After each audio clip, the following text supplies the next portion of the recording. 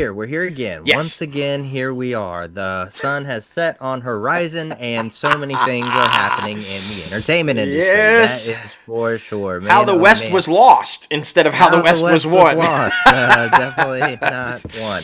Ouch. That's for sure. But man, oh man, we're super excited about this week's show because a lot of stuff has been happening in Hollywood. So much so to where we're just going to have a nice free-flowing conversation about a couple of different topics that I feel like are going to be very, very relevant to everybody who's going to be listening, all of the up-and-comers trying to break into the entertainment industry. Watch out for all of these things. And man, oh man, I think it's going to be a really fun show. Oh, yeah, because we've got thoughts. Yeah. Anytime anything major happens, we have thoughts on it. And so this one, I was thrilled to see. And if it goes through and everything is great, it will fall into my prediction when I said no way in hell will Paramount ever merge with Warner Brothers Discovery, and I felt like whoever did get it was going to do it to save the studio. We're going to talk all about that because it looks like that maybe Skydance and the whole deal is going to do that, so I can't wait to jump in and talk about that. We have had this conversation week in and week out. Are superhero films done, or will they rebuild, reclaim the glory that they once had? I think there's some signs, you know? And then we talk about this one all the time. You just talked about this one on social media and everything. Are we tired of the reboots and revivals and sequels, or are we okay with them?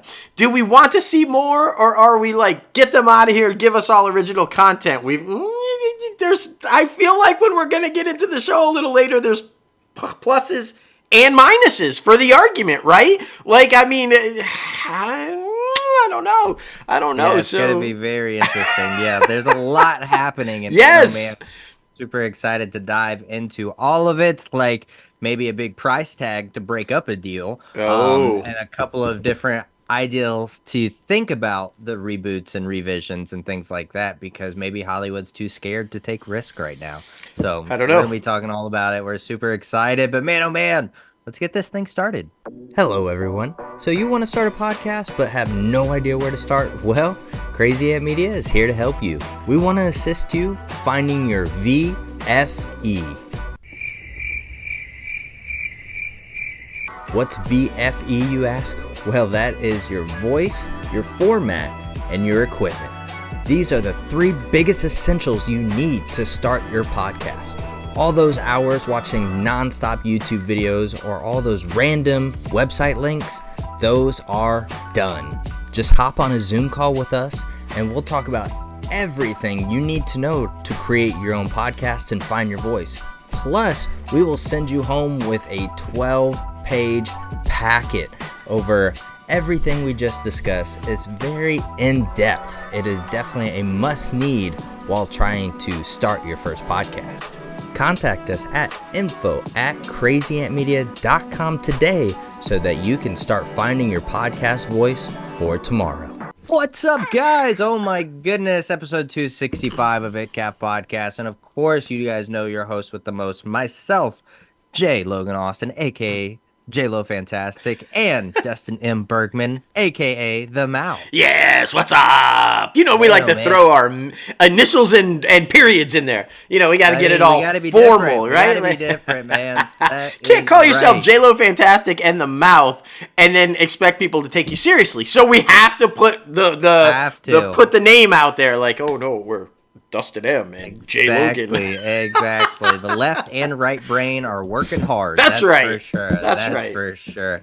Before getting into everything, of course, be sure to leave a rating on this podcast. Comment below and tell us what you actually think about the show, because leaving a rating actually helps the podcast get seen by more people who enjoy entertainment news, but especially those who are trying to break into the entertainment industry. If you're new to this podcast, thank you so much for joining us. Hi. Welcome to the craziness. We talk about all the latest and greatest entertainment news, interview your favorite celebrity guests, and have some fun with it. Break everything down in layman's terms so that it's easy to comprehend. That's for sure. Yes. ITCAFpodcast is here, and it is the best entertainment-based podcast in the industry. That is for sure. You said we break it down and make it easy for everybody to understand. It's easier. When we break down the industry news, it's easier to understand than the name of the podcast. We should put a disclaimer at the start of everything. What the fuck does ITCAF mean? Well, yeah. I'm just Literally saying. got to explain it to everybody. I It's just, fine, though. It's you know, fine. We're here for it's it. We're fine. here for It's it. good. We love it. Oh, man.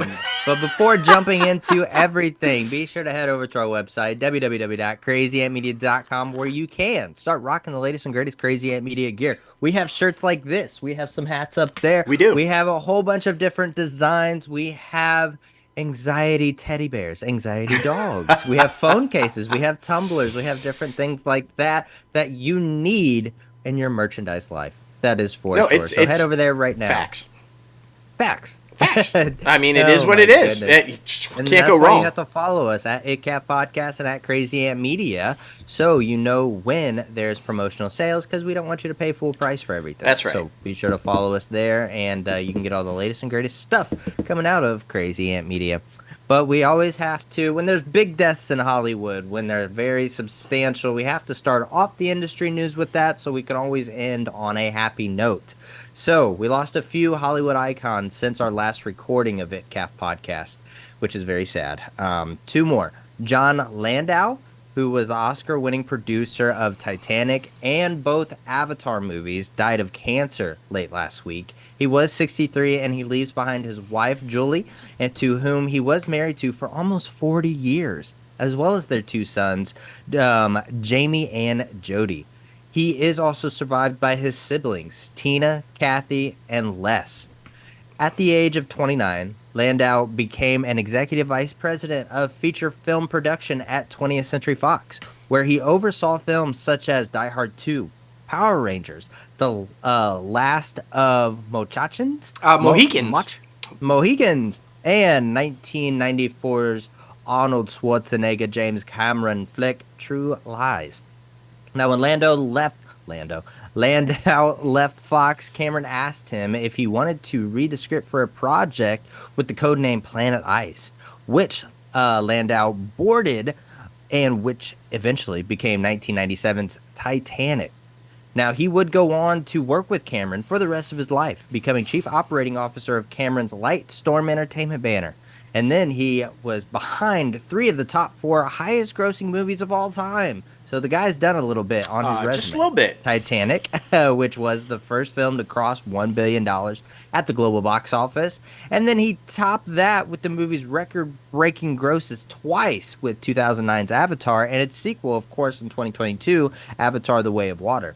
Now, before his death, he was deeply involved in the production of the other Avatar sequels. So the entertainment industry has definitely lost a big one, that's for sure. Yeah, and it was unexpected. It took everybody kind of by surprise. I don't think anybody was prepared for it, especially Cameron and everybody involved with any of those Avatar or films or any of those.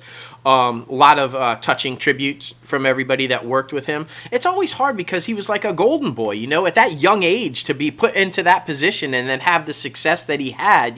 This is a guy that was clearly passionate about the industry and knew what he was doing and knew how to put it all together and bring it. And anytime our industry loses somebody like that, it's a major loss, and you feel it, and they will feel it moving forward. There's no doubt about it. So thoughts and prayers with his family. That's a tough loss. Another tough loss, especially if you're my age, because this woman was huge during my youth, and I mean, I was shocked to even hear about it. But Shelley Duvall, who of course won the Cannes Film Festival or Actress Award for Robert Altman's Three Women, and, of course, endured Stanley Kubrick's intense directing techniques in The Shining, she died of diabetes complications this week in Blanco, Texas. Now, her death was confirmed by her partner, Dan Gilroy. She was just 75 years old, so still had a lot of life in front of her, unfortunately, and just what a loss. Now, Duvall was known, of course, for working with director Altman, who cast her in Brewster McCloud as her very first screen role. She went on to appear in his films McCabe and Mrs. Miller and Thieves Like Us before starring as part of his ensemble cast of Nashville in 1975.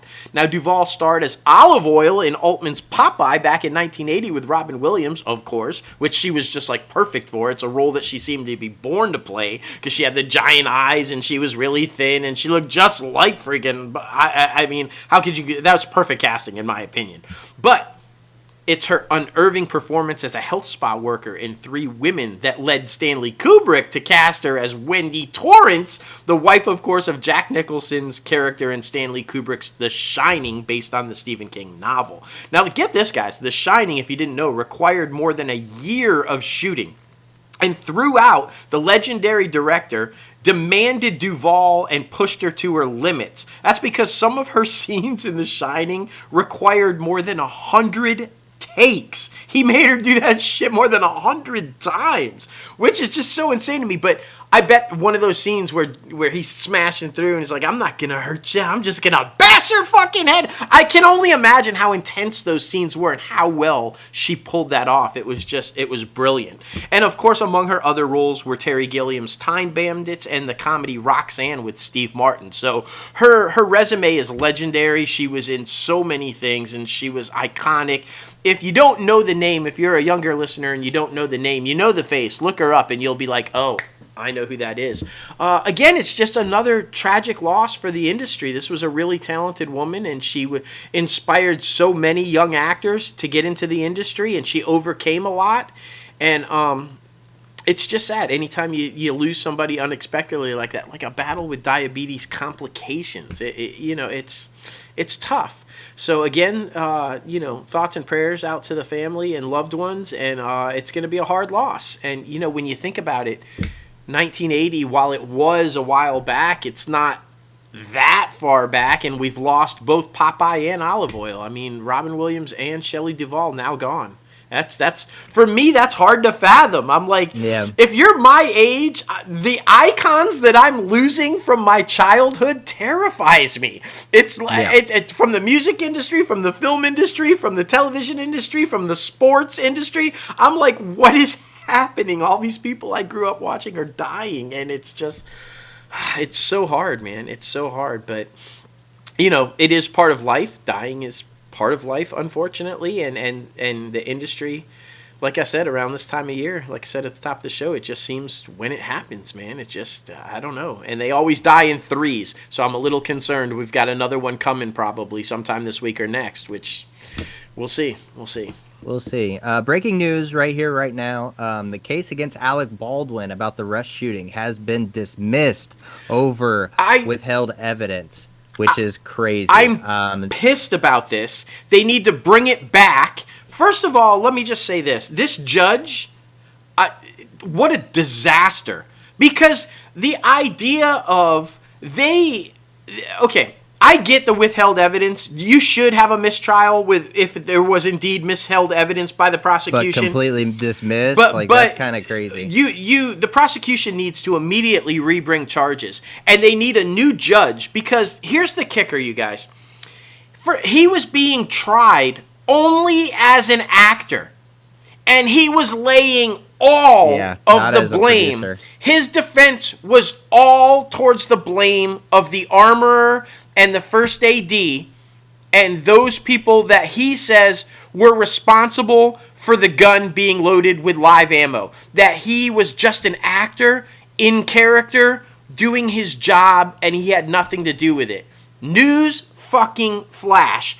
He was the producer on the movie, an executive producer on the movie, meaning he hired the inexperienced armorer and first AD. He knew she wasn't qualified for the job. He knew she wasn't capable of doing it. He knew about the recklessness on the set of them doing live round ammo, shooting cans while they were drunk. There were all kinds of issues. So for this judge to go, you know what? None of that's going to be allowed into evidence. The jury can only hear that he was an actor. What the fuck?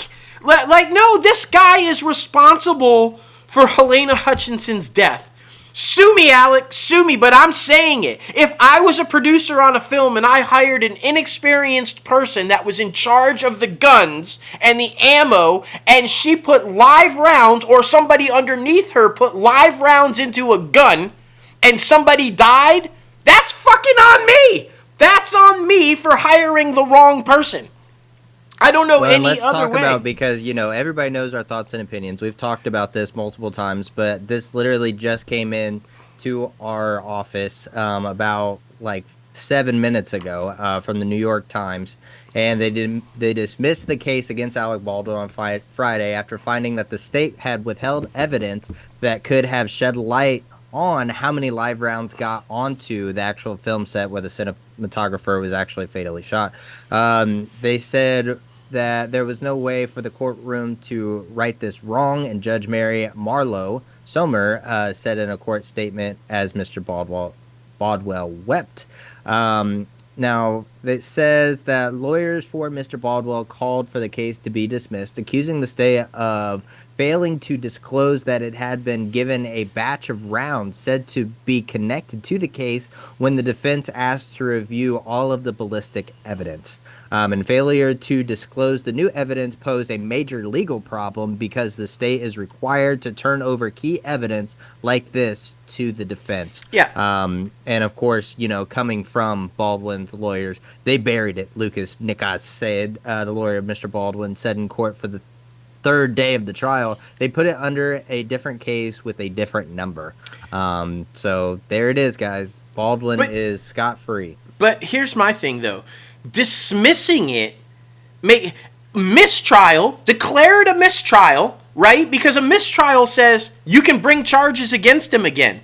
Get rid of these prosecutors. Oops, fucked up. Get rid of them. Bring in new prosecutors and refile charges against him. Because it's just Hollywood royalty, man. He's a white Hollywood actor who is privileged, and that's what that is. I mean, come on. This was it's so evident that people who have stature and freaking prominence in this country, they can get away with a lot of things. If this was me or you, we would go to jail. It wouldn't have even been a question. We would have been charged as producers and actors, not just an actor. It's ridiculous to think that was thrown out. He was already going to get off because of the fact that they wouldn't allow the evidence of him as a producer in there. He was already going to get off, which I think is a travesty because him and the rest of the producers have to be held responsible for this woman's death. There's no other way. When we shot our film, it had a gun. We knew the gun couldn't shoot. We knew there's no firing pin in it. We knew it wasn't loaded. But everybody on our set, from the person responsible for the gun to the first AD, to us, the directors, to our actor herself, all fucking checked the gun constantly. The idea that he says, I'm an actor, it wasn't my responsibility. If I was told it was a cold gun, then I had to take it as it was a cold gun. Fuck that! I don't care who tells me it's a cold gun. I'm opening it up and I'm checking the fucking gun. It takes 2 seconds, and, I know a lot of stuff was settled out of court with her family, but, I mean, still, it's ridiculous. It's crazy, but this is where we live. I mean, people of power and people who come from prestigious families who have been in Hollywood, the entertainment industry for years, and just have money. People who have money get away with things, which is not fair. It's not right in society, but it's just the way it is, and there's nothing we can do about it. But I mean, of course, we'll probably have more details later on, no doubt, if anything else develops. But we just wanted to bring that to the forefront because, like I said, with it being breaking news as we're recording the show, absolutely, and it's a sense. I just want to end it with it's a senseless death that did not have to happen. Same. This young woman should still be alive. She should still that child should have his mother. It didn't have to happen. Agreed. Well, lighter news, other than death and death. We're going to talk about the state of the entertainment industry. We're super excited about this because, as everybody saw, Skydance sweetened the deal to Sherry Redstone to make it a little extra juicy, a little bit more flavorful. They put a little M&Ms in the care package, okay? Now, in a landmark deal that will shake up the entertainment landscape, Sherry Redstone has agreed to sell control of Paramount Global to Skydance. That is right. The production company led by David Ellison and Jerry Cardinelli's Red Bird Capital. Now, the sale, assuming it is approved by regulators and completed, which, I mean, I have no doubt that it wouldn't be because Skydance is a much smaller company than Paramount, so there's no problem. This would see that Skydance acquire Redstone's majority stake in National Amusements, which no one cares about, and which could turn or in which turn would secure control of Paramount, the owner of Paramount Film and Television Studios, Paramount Plus, CBS, and the cable channels like Nickelodeon, MTV, and Comedy Central. Now, putting the historical studio in the hands for the first time and new hands for the first time since the 1980s. Once the deal closes, the plan is for Paramount to acquire Skydance, which in turn will install its new leadership team that is the Stored Entertainment Company. Now, Ellison will be CEO, this is by no surprise, with former NBC Universal Jeff Shell, who is currently working at Redbird, is set to run the company for the day-to-day processes as president. So all exciting things. Oh, yeah. And see, but what you just said, that this is where it could get tricky, though, because you're right. Skydance is smaller and it's less valued than National Amusement. But their plan is to have them get the majority shares from National Amusement, and then, therefore, Skydance would own Paramount. But then they're going to flip it. And Paramount will acquire Skydance, and Paramount will be the parent company. And that's where it could get tricky for the federal regulators to go, wait a minute, how is that working? And the other issue that I have is, if you guys are unfamiliar, and you shouldn't be, because if you were listening to our show, you'd know, Jeff Shell, the reason he's at Redbird and no longer the CEO of NBC Universal is because he had to step down after it came out that he had an inappropriate relationship with a female co-worker that he tried to cover up. Paramount, CBS, as you guys know, with Les Moonves and Michael Weatherly and several others within that company, already have a major problem with issues like that. So do we want this guy to be put in as the president and running the shit? Maybe not. I don't know. Here's the thing, though. It's not a done deal yet, as Logan said, and here's why. Because according to the companies, the Skydance Consortium will invest $2.4 billion to acquire it for cash and $4.5 billion for the stock cash merger consideration to be paid for publicly traded Class A and Class B shares, as well as $1.5 billion of primary capital. But here's where it gets tricky. The deal not only buys out Redstone's stake, but also allows other Class A and Class B shareholders to cash out at $23 per share and $15 per share, respectively, whether they have Class A or Class B. Now, Skydance says when it's all said and done, it expects to own 70% of the shares that are outstanding. Now, this all-stock deal to merge Skydance into Paramount will value Ellison Studio at $4.75 billion. Now, if Paramount agrees to accept a more lucrative deal, okay, because remember, there's a 45-day window. They gave Skydance and Paramount agreed on a 45-day window for other suitors to try to come in and either match that bid or give a bigger bid. Now, here's where you can tell that Ellison is a smart guy, because his daddy, as you guys know, really smart guy. And here's where you can tell that he is also smart, because he put into this deal that if Sherry does decide within that 45-day window to take another deal from another company, she'd have to basically pay him $500 million to get out of the deal. Now, $400 million, but come on, it's $500 million.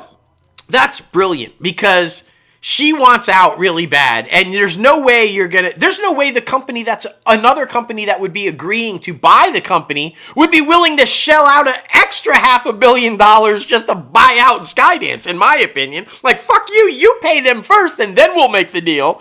But that's a brilliant move, and I think it guarantees that this deal will be done. Now it's going to come down to the regulators, because the shareholders did agree. They did have a meeting of the directors and the shareholders, and they are on board with it. I guess so, $23 a share. Have you looked at Paramount stock? It ain't $23 a share. So they're going to come out of it pretty good.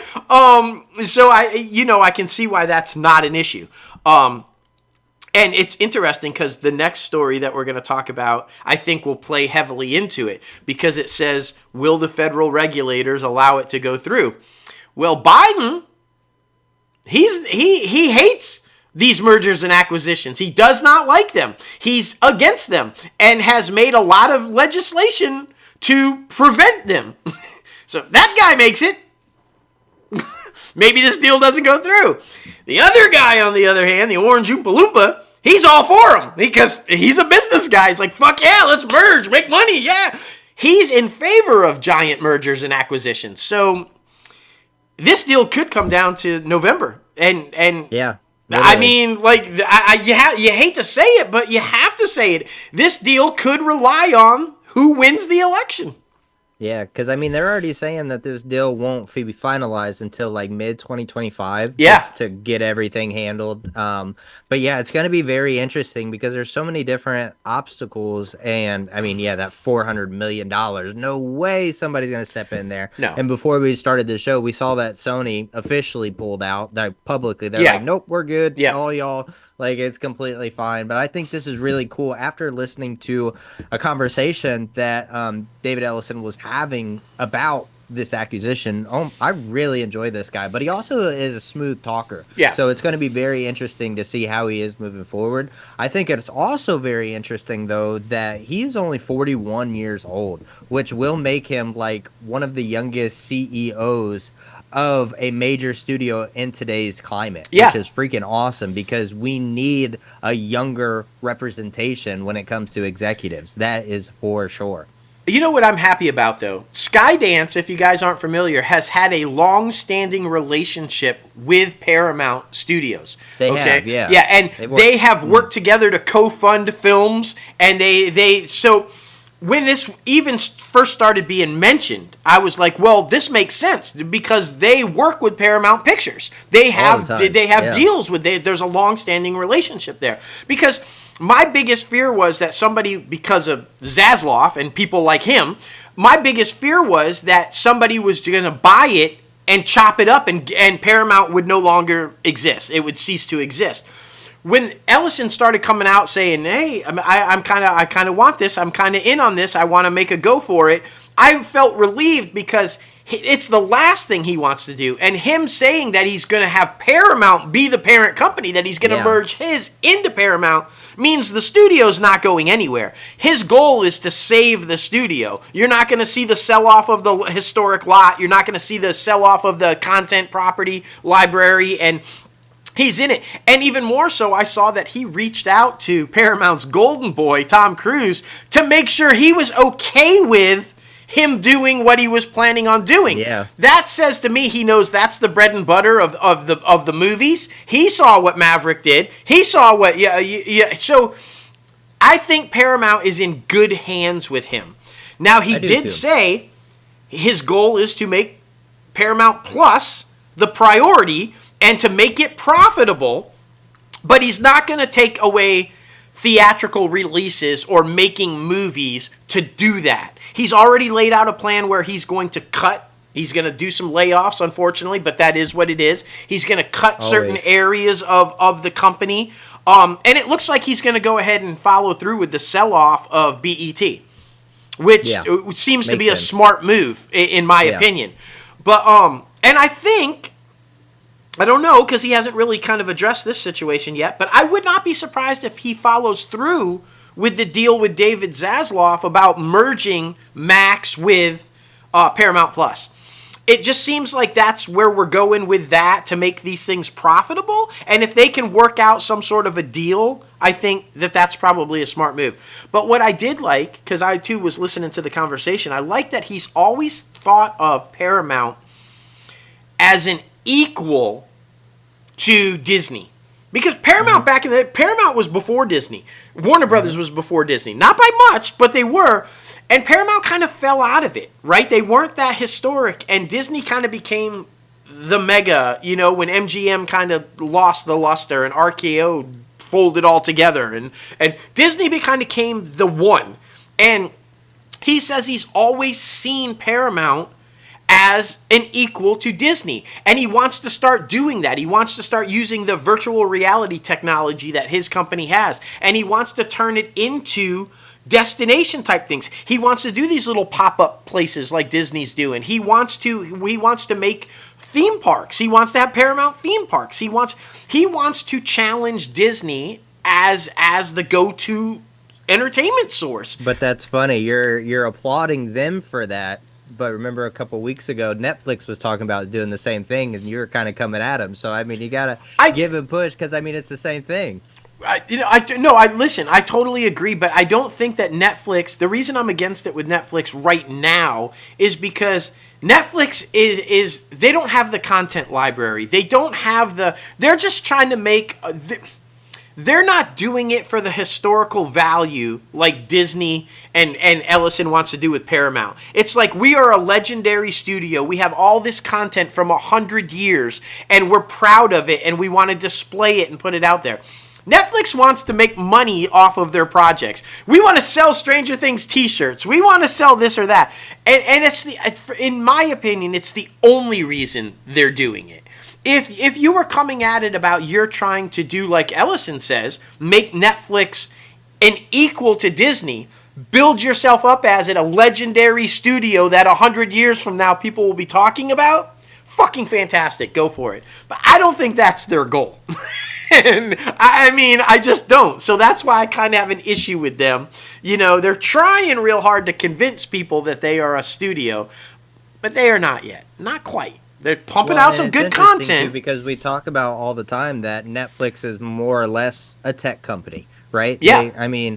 But while listening to this conversation, I mean, David Ellison is very pro-tech. Obviously, they're into the video game space. So, I mean, it's going to be like that. Hollywood's going to be owned by tech companies. I mean, it really Sadly, seems that way. But, so, I mean, just to be able to figure that all out, and I mean, I wouldn't be surprised because Skydance has a lot of their content on Apple TV Plus, so they have a lot of things going there as well. So to be able to figure out where it all goes, does Apple eventually buy out Paramount? Like, I mean, all of these different scenarios, because, you know, the rumor that's been happening for years, Apple and Disney. But, I mean, I could see Apple freaking have an easier time with Paramount rather than Disney because of the theme park situation.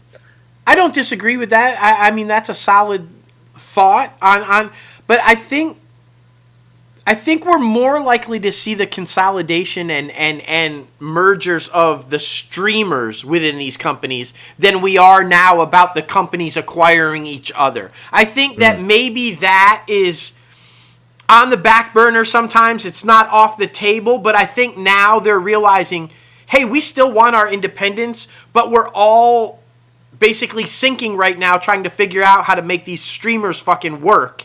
And this might be it. This might be the thing. So if Ellison follows through and Paramount and Max go and it's successful, I think you will see Apple and Disney go, well, wait a minute. Let's jump in on this. Let's see if we can and maybe they do a deal. And if that's successful, then they all come together and go, hey guys, you remember when we did that sports thing and we were all in it on together and it's working out pretty well? Why don't we just take our streamers and do it? So I think that that's more likely to happen instead of mergers with the companies.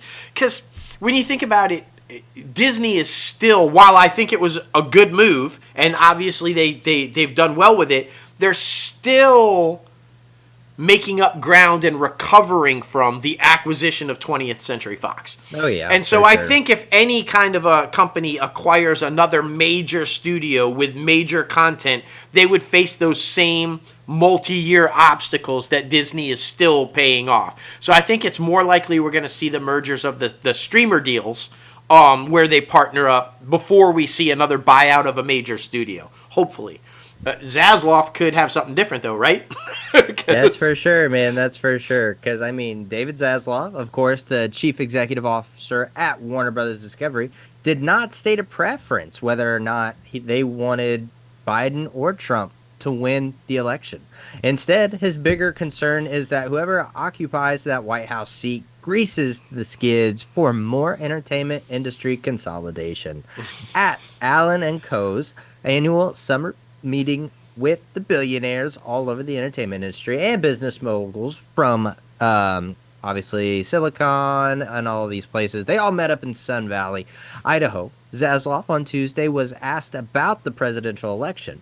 Now, Zaslav told reporters that at the gathering that it was more important to him that the next presidential person is business friendly.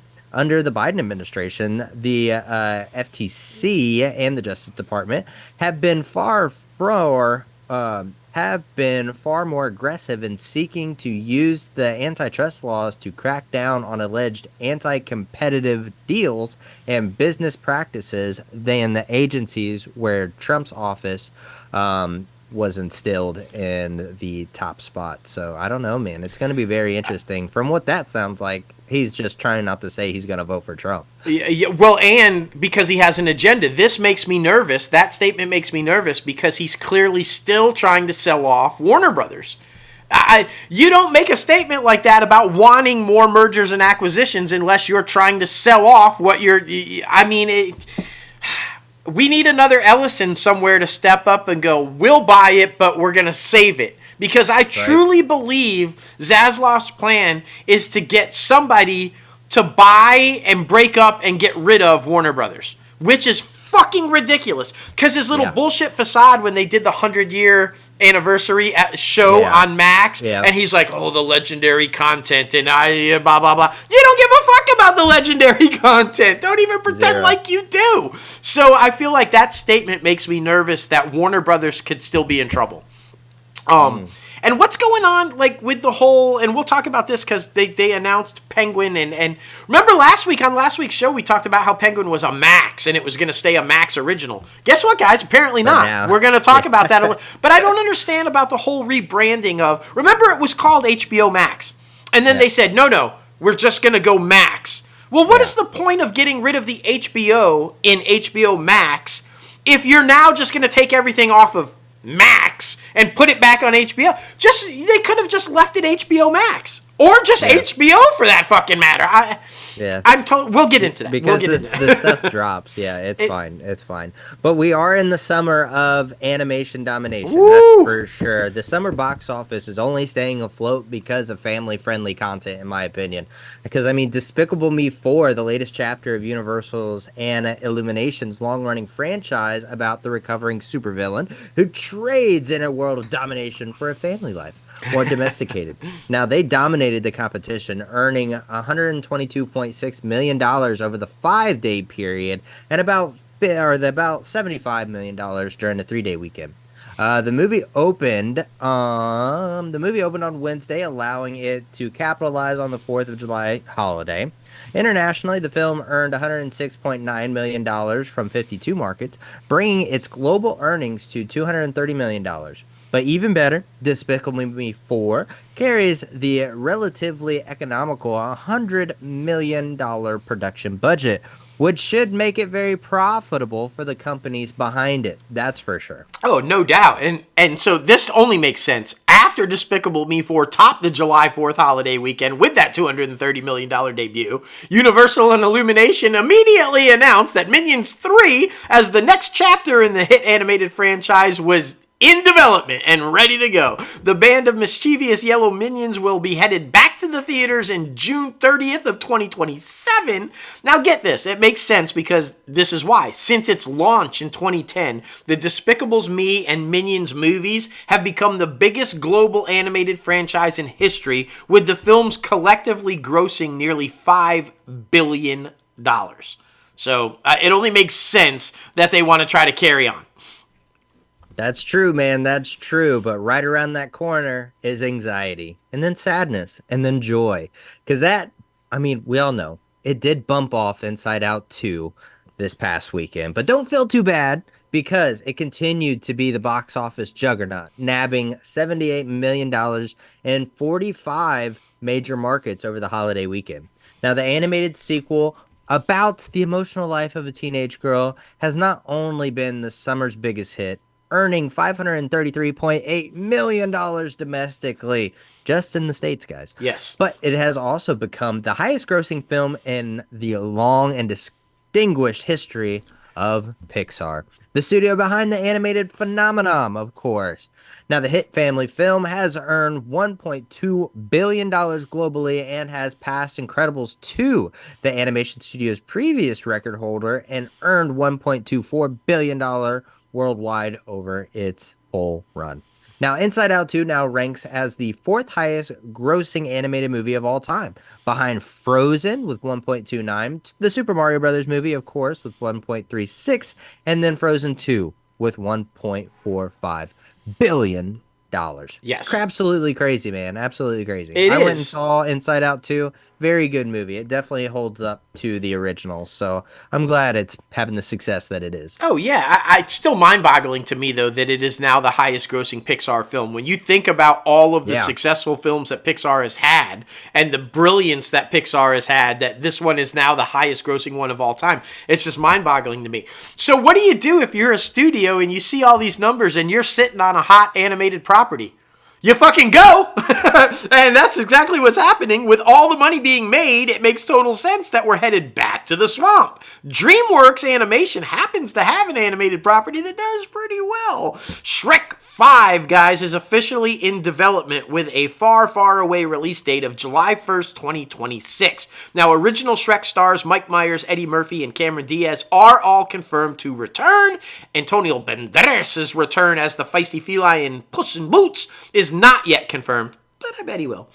The Shrek franchise, get this guys, released 4 feature films between 2001 and 2010. Now the original Shrek turned DreamWorks Animation into a powerhouse studio with $487 million worldwide gross. The movie became the first Oscar winner in the animated feature category. Shrek 2 went on to gross $928 million. Shrek the Third and Shrek Forever After earned $813 million and $752 million worldwide respectively. Now both Puss in Boots spin-offs were theatrical hits as well, grossing $555 million and $484 million respectively. So, yeah, they're making a ton of money off of them, and I thought it was funny because Eddie Murphy accidentally revealed that he was recording this before it was officially released. Like, oops. But look, let's go back and talk about, you're talking about the Super Mario Brothers, you're talking about Frozen, you're talking about The Incredibles, the new Toy Story movie, Spider-Man Into the Spider-Verse, and both of them that, we got the third one coming.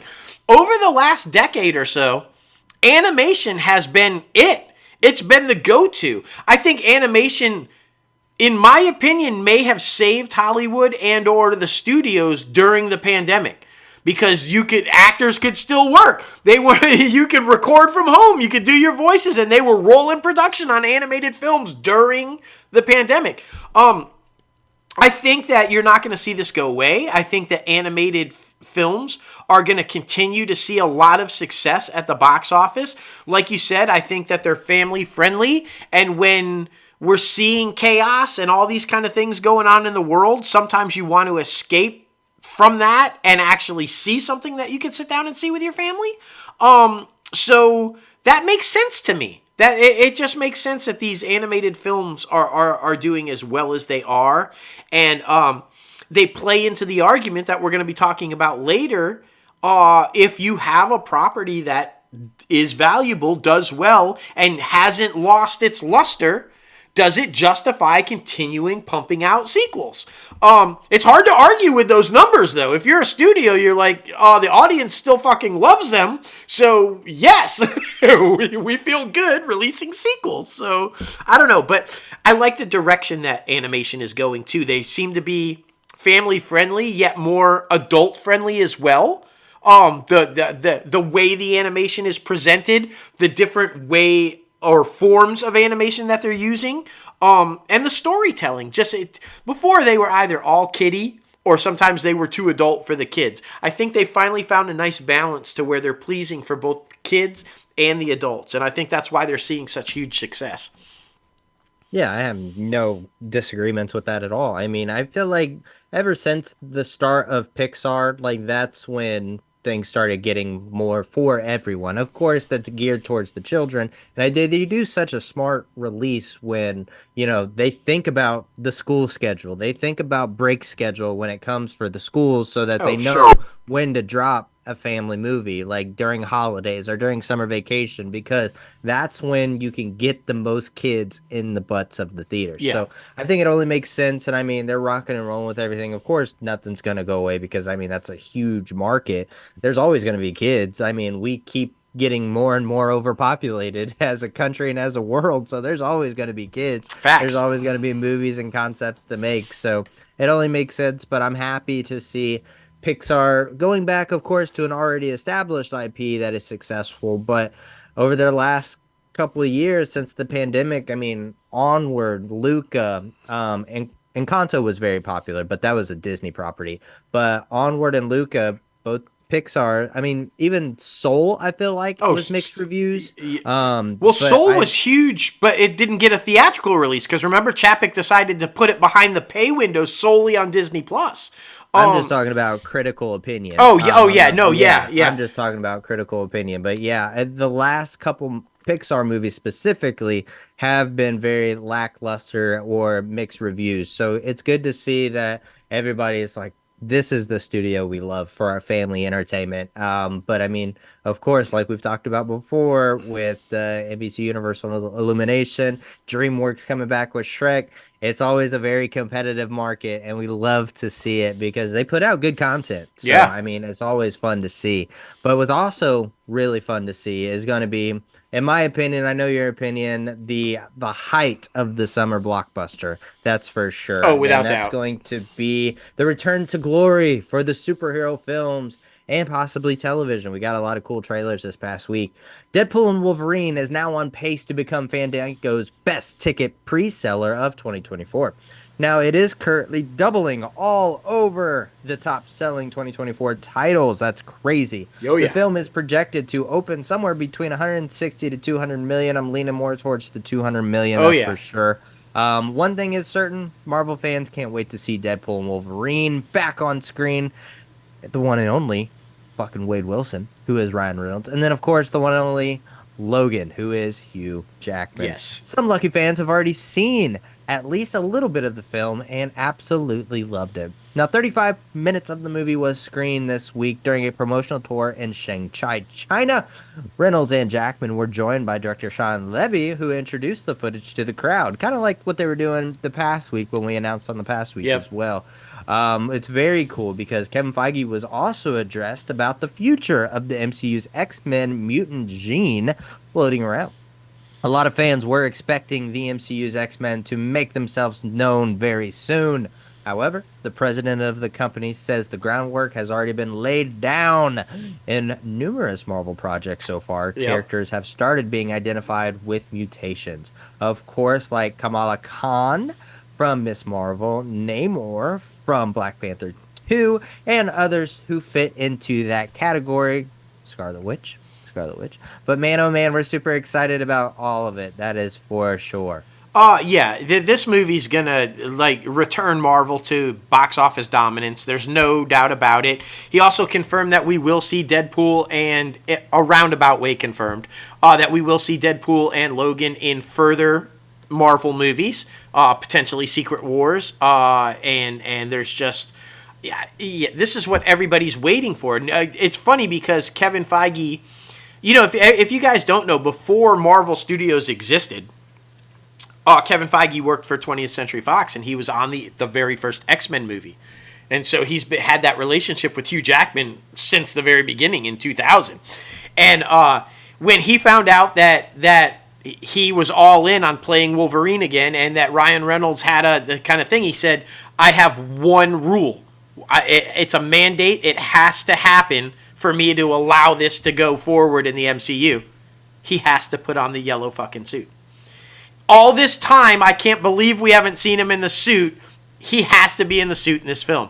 And that was like Kevin Feige's like, fuck it. It's been 24 years. This guy's got to get in the fucking suit. Kevin Feige even said he was okay with the cocaine. Listen, he was talking about pegging, for Christ's sake. Yeah. Like, this is going to be a massive movie. It will introduce the mutants finally into the MCU, even though he has been kind of laying the groundwork. They did come out and officially say Kamala Khan was the first mutant officially in the MCU. It's a no-brainer. This thing is going to be huge. And it along with some of these other stories that we're about to talk about, it ensures me that both on the film side and the television side, Iger and Feige have corrected the ship. They have righted the ship. They were like, let's slow down. Let's get back to storytelling. Let's get back to quality over quantity. And let's make these things do what Marvel does. And you're seeing that in all of the stuff that we're seeing lately, including this next one. Marvel Studios, if you guys didn't see it, today, the day we're recording on Friday, released the first trailer for Captain America Brave New World. That is, of course, the fourth Captain America movie, and the first one starring Anthony Mackie's flying superhero Sam Wilson, formerly known as Cap's sidekick, the Falcon. Now, if you've been living under a rock and didn't figure it out, Mackie takes over the Cap mantle from Chris Evans' Steve Rogers, who famously starred in the previous 3 Captain America movies and the 4 Avengers movies. Now, at the end of 2019's Avengers Endgame, Steve bids farewell to his fellow superheroes and goes back in time to spend a new life with his beloved Peggy. Now, he gives his iconic vibranium shield, of course, to Sam, who vows to do right by the world-famous hero. Now, in the new trailer, Sam is greeted by Harrison Ford's U.S. President Thaddeus Thunderbolt Ross, who wants to make Captain America, once again, a U.S. agent. Now, the action heats up quickly as the superhero stops a would-be assassin at the White House. The trailer ends with a quick look at everything we've been waiting for. We knew it was coming. It's now official. Red Hulk, the gamma-irradiated monster who is the alter ego of Thunderbolt Ross in the Marvel comic books. Now, it's unclear if the fourth Captain America movie will follow that same storyline. They do, because we've seen the motion capture with Harrison Ford. He is going to be Thunderbolt Ross as Red Hulk. This one hits theaters next year, February 12th of 2025. What worked really well, and what I think personally set the Captain America movies apart from the rest of them, is they weren't superhero movies. They were political thrillers with superheroes in them. That's what made everybody love them. They were political drama thrillers, suspense thrillers, spy movies that happened to star superheroes. They are clearly using that formula again. This is a full-on espionage spy thriller with the president trying to reinitiate Cap back into the U.S. government, and he's not so sure he wants to. I mean, in the trailer, he says, "What if we disagree on something you want me to do?" Right? And he's already laying that groundwork like Steve did. Remember, that's what caused Civil War. Steve didn't want to do the shit. So I think that's where we're going to... I like the idea that this is where they're going with it, because that's what worked with the Captain America movies. It's what set it apart. But of course, you're still going to get all the superhero action, because you do get Red Hulk, and you do get the leader. The leader, I think somehow the leader is going to be responsible for doing the blood transfusion that turns Thunderbolt into Red Hulk. There's got to be, because they've already confirmed the leader is going to be there. But we're also getting the return of Betty Ross. There's so many different things in this film. So if you're like, no, it needs to be more superhero, there's plenty of superhero, but you're also going to get that fun action spy espionage thriller that everybody loved about the original Captain America movies. So I'm all in on this one. This is another example, in my opinion, that they're going back to quality storytelling as opposed to just run and gun CGI, get it out there for everybody to see kind of a thing. I think this is good. And even in this early teaser trailer, the CGI for Red Hulk looked pretty good. So, and it's going to be even better when we finally see the final product. But you could just tell we're getting there. We're on our way back. Marvel's going to be okay. I'm just telling you, man. I'm feeling it. That's so funny. And I mean, I'm sure not a lot of people, I'm sure some people realize, but I mean, that's a prime date. That's for sure. Black History Month. Yeah. Captain America. That's right. I think that's awesome. Yeah, fuck yeah. And it's July. There's no better month for the patriotic Captain America than fucking July. And then, like you said, you throw in Black History. They're back to thinking. They're thinking. It's all about quality now and getting it right. That's all I'm saying. It's getting it right. So funny. Well, cameras are expected to start rolling on the Fantastic Four film towards the end of this month. Now, the day after San Diego Comic-Con, according to Kevin Feige, that's awesome. The cast members have now begun to arrive in London ahead of the rehearsals, which should be getting well underway in early next week. Photographers snapped a photo of Pedro Pascal, Vanessa Kirby, and Joseph Quinn arriving for dinner at the Chiltern Firehouse, along with director Matt Shakeman. So that's very exciting. No thing, though. For sure. No thing. I think No he's thing. probably a little busy with the third season of The Bear promoting it, and because it's kind of Makes sense. he'll show up, guys. There's no drama going on, nothing fishy. He'll be there. It's all good. He's been studying rocks. He's been getting ready. I love that he's out there saying that. How are you preparing for the role? I've been reading Thing comic books and staring at rocks. Great, that's gonna be perfect. I love him. He's gonna be great. Wasn't the only trailer that we saw, though. We got another hint at what's coming, and this one was exciting, too. Marvel unveiled the first trailer for Agatha All Along, the upcoming spin-off of the hit Disney Plus series WandaVision, of course. Now, Catherine reprises the role as Agatha Harkness in the WandaVision spin-off series. Jack Schaefer, the head writer of WandaVision, serves as the executive producer and head writer on this one. Yeah, let's get back to actual storytelling and quality. The official logline reads, the infamous Agatha Harkness finds herself down and out of power after a suspicious goth teen helps break her free from a distorted spell. Now, her interest is piqued when he begs her to take him in on the legendary Witch's Road, a magical gauntlet of trials that, if survived, rewards a witch with what they're missing. Now, together, Agatha and the mysterious teen pull together a desperate coven and set off down the road. The cast also includes, and I'm loving this, Aubrey Plaza, Joe Locke, Patti LuPone, Shazir Zamata, Ali An, Deborah Jo Rupp, and more. That's phenomenal. Anything Aubrey Plaza's in, I'm in. I fucking love her. I love that she's going to be in this show. Now, the trailer mashes together genres as it begins like a hard-boiled murder mystery with Han playing a detective because she doesn't have her powers anymore. She's got to figure it out in real life. So she's playing a detective investigating, guess what? Guess who? Wanda's dead body. Remember? She perished? Remember? Okay. Well, she's investigating Wanda's dead body after she seemingly died at the end of Doctor Strange in the Multiverse of Madness. Remember?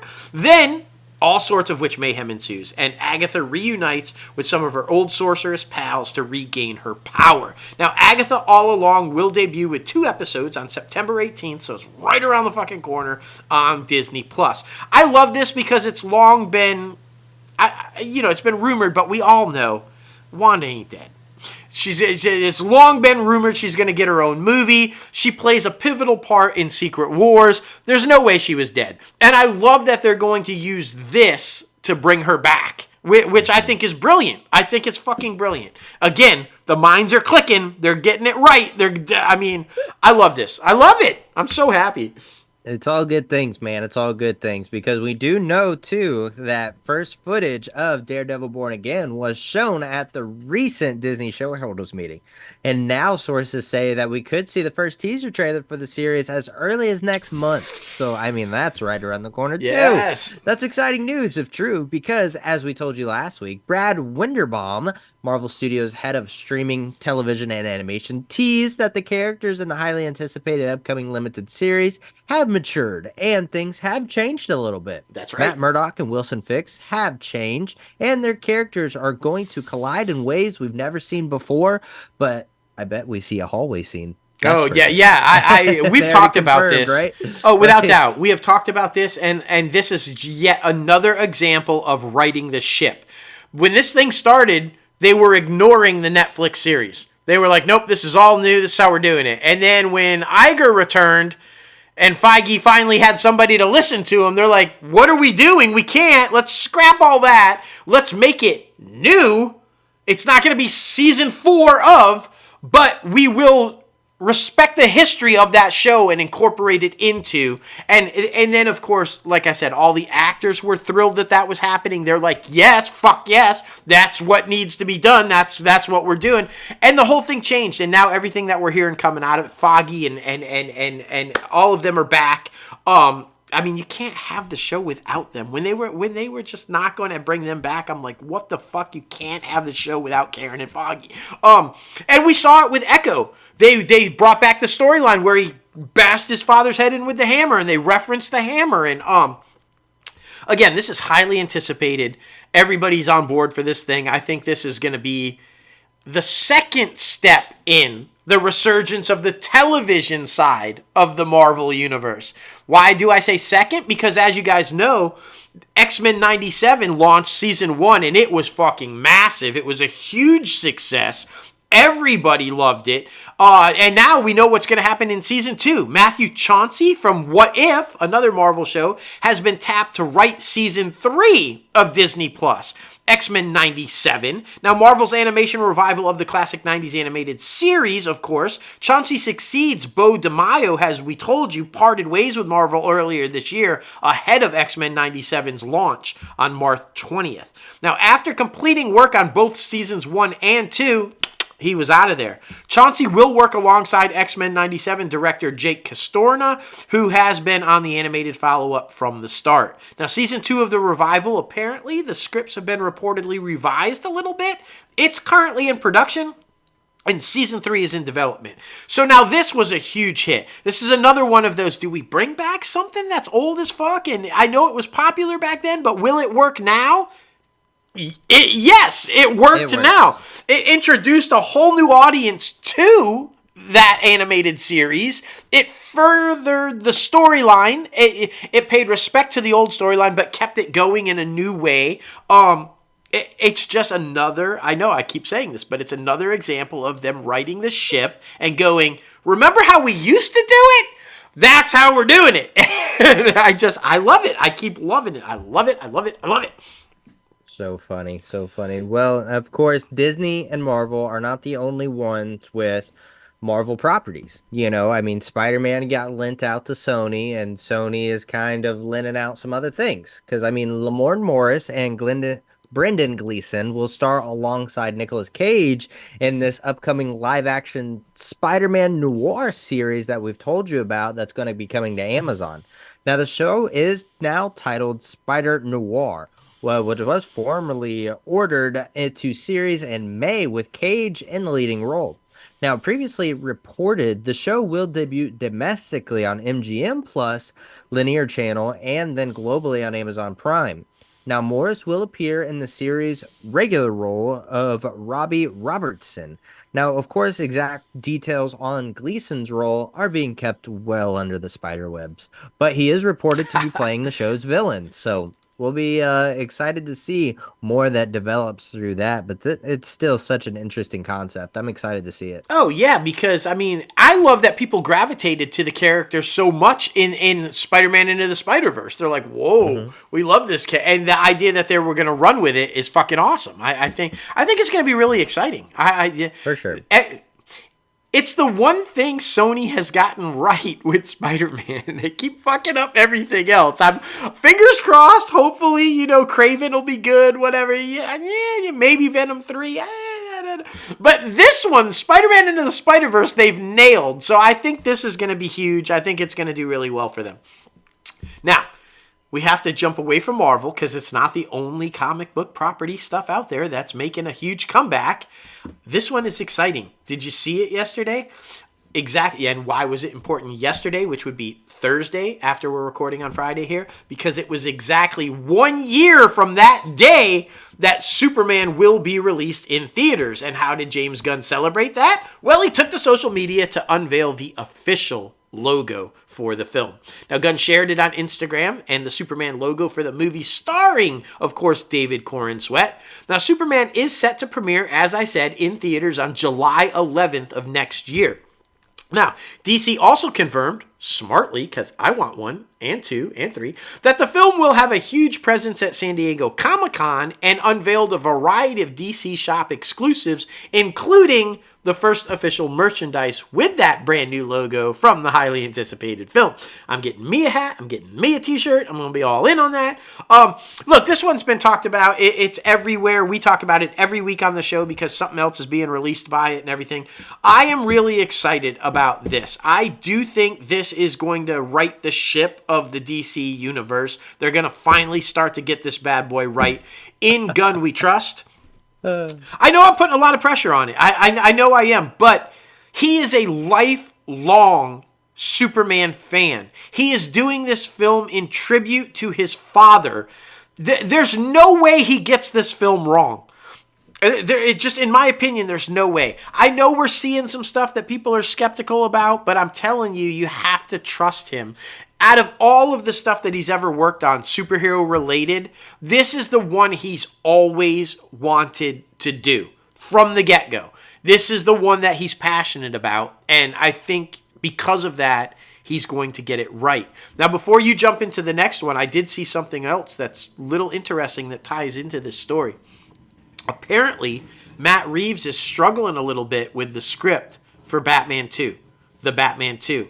And he reached out to Gunn and asked if it was possible, maybe, sort of, to have his Batman occupy the same universe as Corin Sweat's Superman. That's right, to make him part of the new DC universe instead of the Elseworld universe that they were billing it as.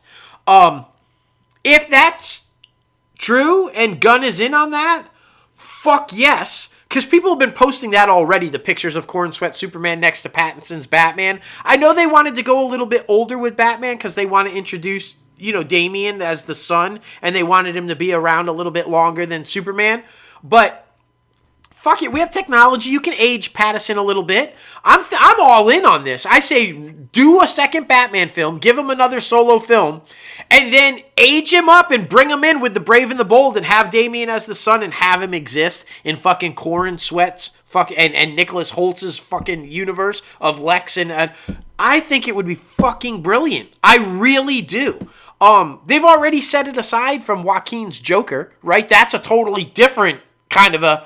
I think Pattinson's Batman side by side with Corin Sweat's Superman would be fucking epic. Yeah, let's do that. Yeah.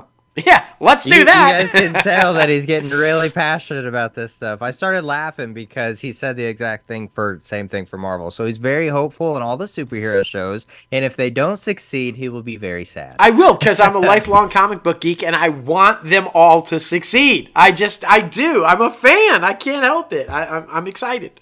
I know. I'm just waiting for my turn because, bro, oh my gosh, I'm going to put all this together and I'm going to see how much I actually talked and how much you talked. Anyway, the HBO original series for The Penguin will be taking over San Diego Comic-Con from Thursday, July 25th to Saturday, July 27th, with several experiences. Now, The Penguin premieres on Max and HBO in September.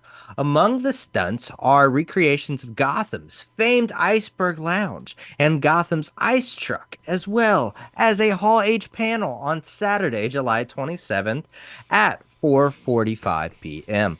with stars Colin Farrell, the Penguin, of course, himself, Kristen Milteluni, Sophia Falcone, who she plays in the film, Renzi Felez, who plays Victor Algor, and Matt Reeves, of course, executive producer and writer, and, of course, a couple of other people.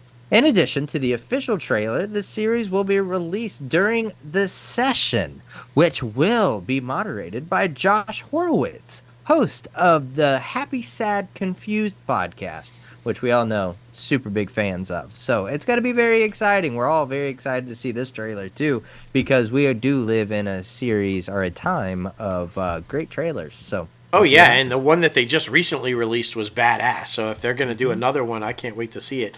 I won't say much about this except that I loved Matt Reeves' Batman universe, and I thought his Penguin was fucking brilliant. So I'm glad to see that this is going forward.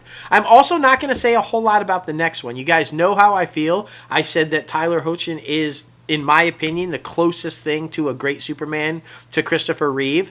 I backtracked on how much I said I didn't like that and how much I thought I was going to hate this show. The reality is I love this fucking show. And I think this is the best way to possibly send it out, since we know it's going to be its last season. Superman and Lois will, for the first time, be having a panel at San Diego Comic-Con this year in Hall H, and both the stars, Tyler along with Elizabeth, will be appearing. And as I said, it's the first time the show is going to have an appearance. And it also wraps up with a bow the Arrowverse. This will be the final appearance for any Arrowverse type franchise show to show up at San Diego Comic-Con. So I think it's respectful, it's touchy, it's a classy way to send the show out. And yeah, I couldn't be more happy that that's happening. Now, my friend, here's where you will make up. Here's where you are going to do the majority of the talking, because you have a ton of thoughts on this, and I know you're excited to talk about this one. So let's dive into it. Go. Oh my goodness. Well, the Horizon effect, guys, everybody knows. We've been talking about Kevin Costner's huge epic saga that he's been trying to get off the ground, left Yellowstone for, just trying to continue the momentum going because he likes being that person who keeps working. But he also said that he makes movies for men. So, Anyway, Kevin Costner's Horizon American Saga Chapter 2 will no longer be hitting theaters on August 16th anymore. At this time, the film remains a theatrical release, but it is unclear when it will actually come out. Now, Territory Pictures and New Line Cinema have decided not to release Chapter 2 on August 16th in order to give audiences a greater opportunity to discover the first installment of Horizon over the next couple weeks, including when it hits POVD and on Max. Hopefully people will get it. The film is now set to hit those on July 16th. At least for POVD, but a Max release date has not yet been announced. They're still trying to figure all that out.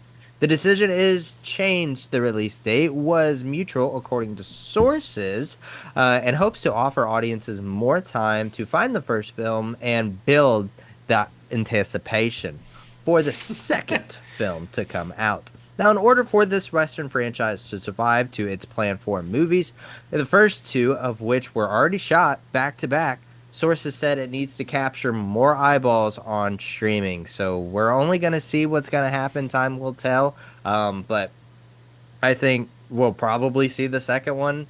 But, well, we'll definitely see the second one whenever it comes out, whether it's going to be straight to streaming or they actually give it a theatrical release date. But I have very, very high reservations about whether or not we'll see 3 and 4. So we'll see how that goes. Yeah, and why do you say that?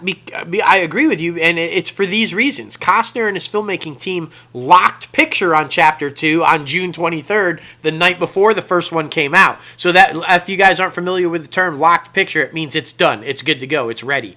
So he began production on the third film back in mid-May, taking a pause to promote the first film at its world premiere at the Cannes Film Festival. And then, of course, he was touring the movie around the U.S. Now, filming on Chapter 3 is expected to resume in mid-August.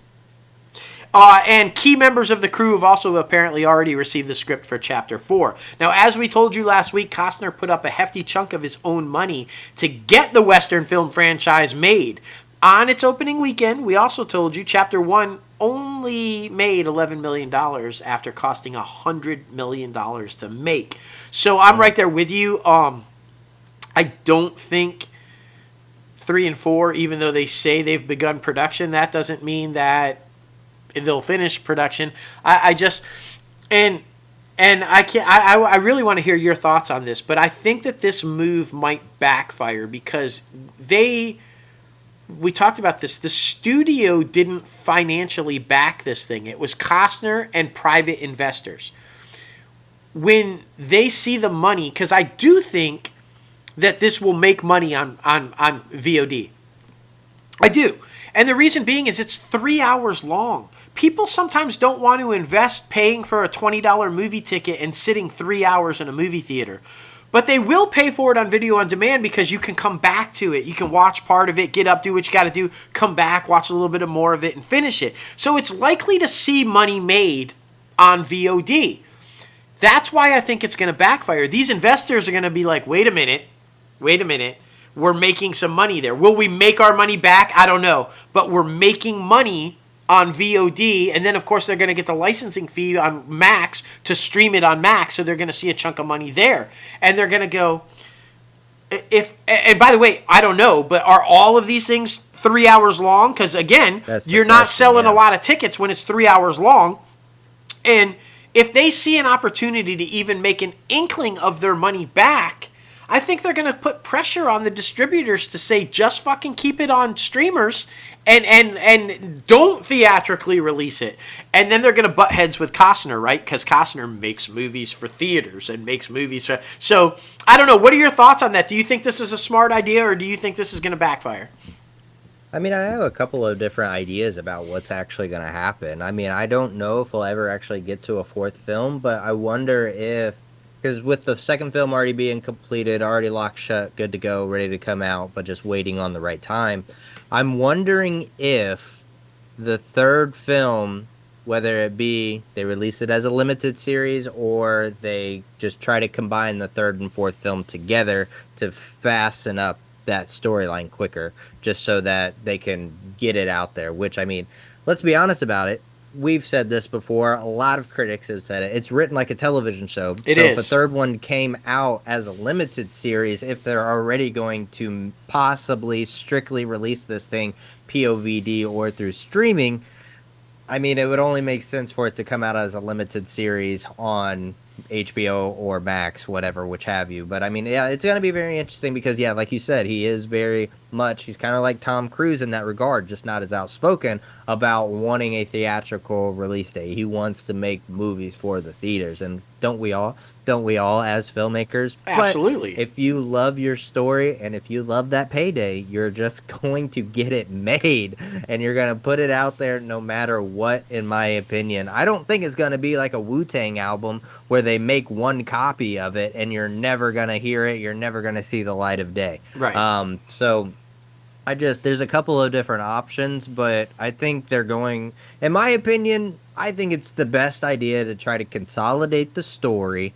in the best way possible, because if they all are 3 hours long, 6, 9, 12 hours over 4 movies, that's insane. That's literally half of a day to watch a freaking movie. I mean, I don't think there's any good way around it, just because it was all executed in such a bad way because of the negative press from leaving Yellowstone, and then with, having to put up so money, with it being such a financial gamble, because there's more points that I'm going to bring up later down the line about new and not established IP, because I kind of see where the entertainment industry is at least going to sit for the next 10 years at least, I feel like.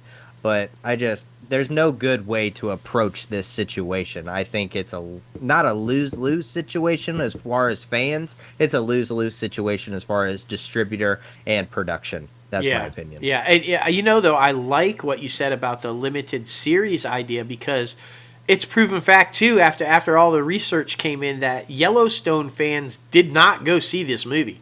They did not show up.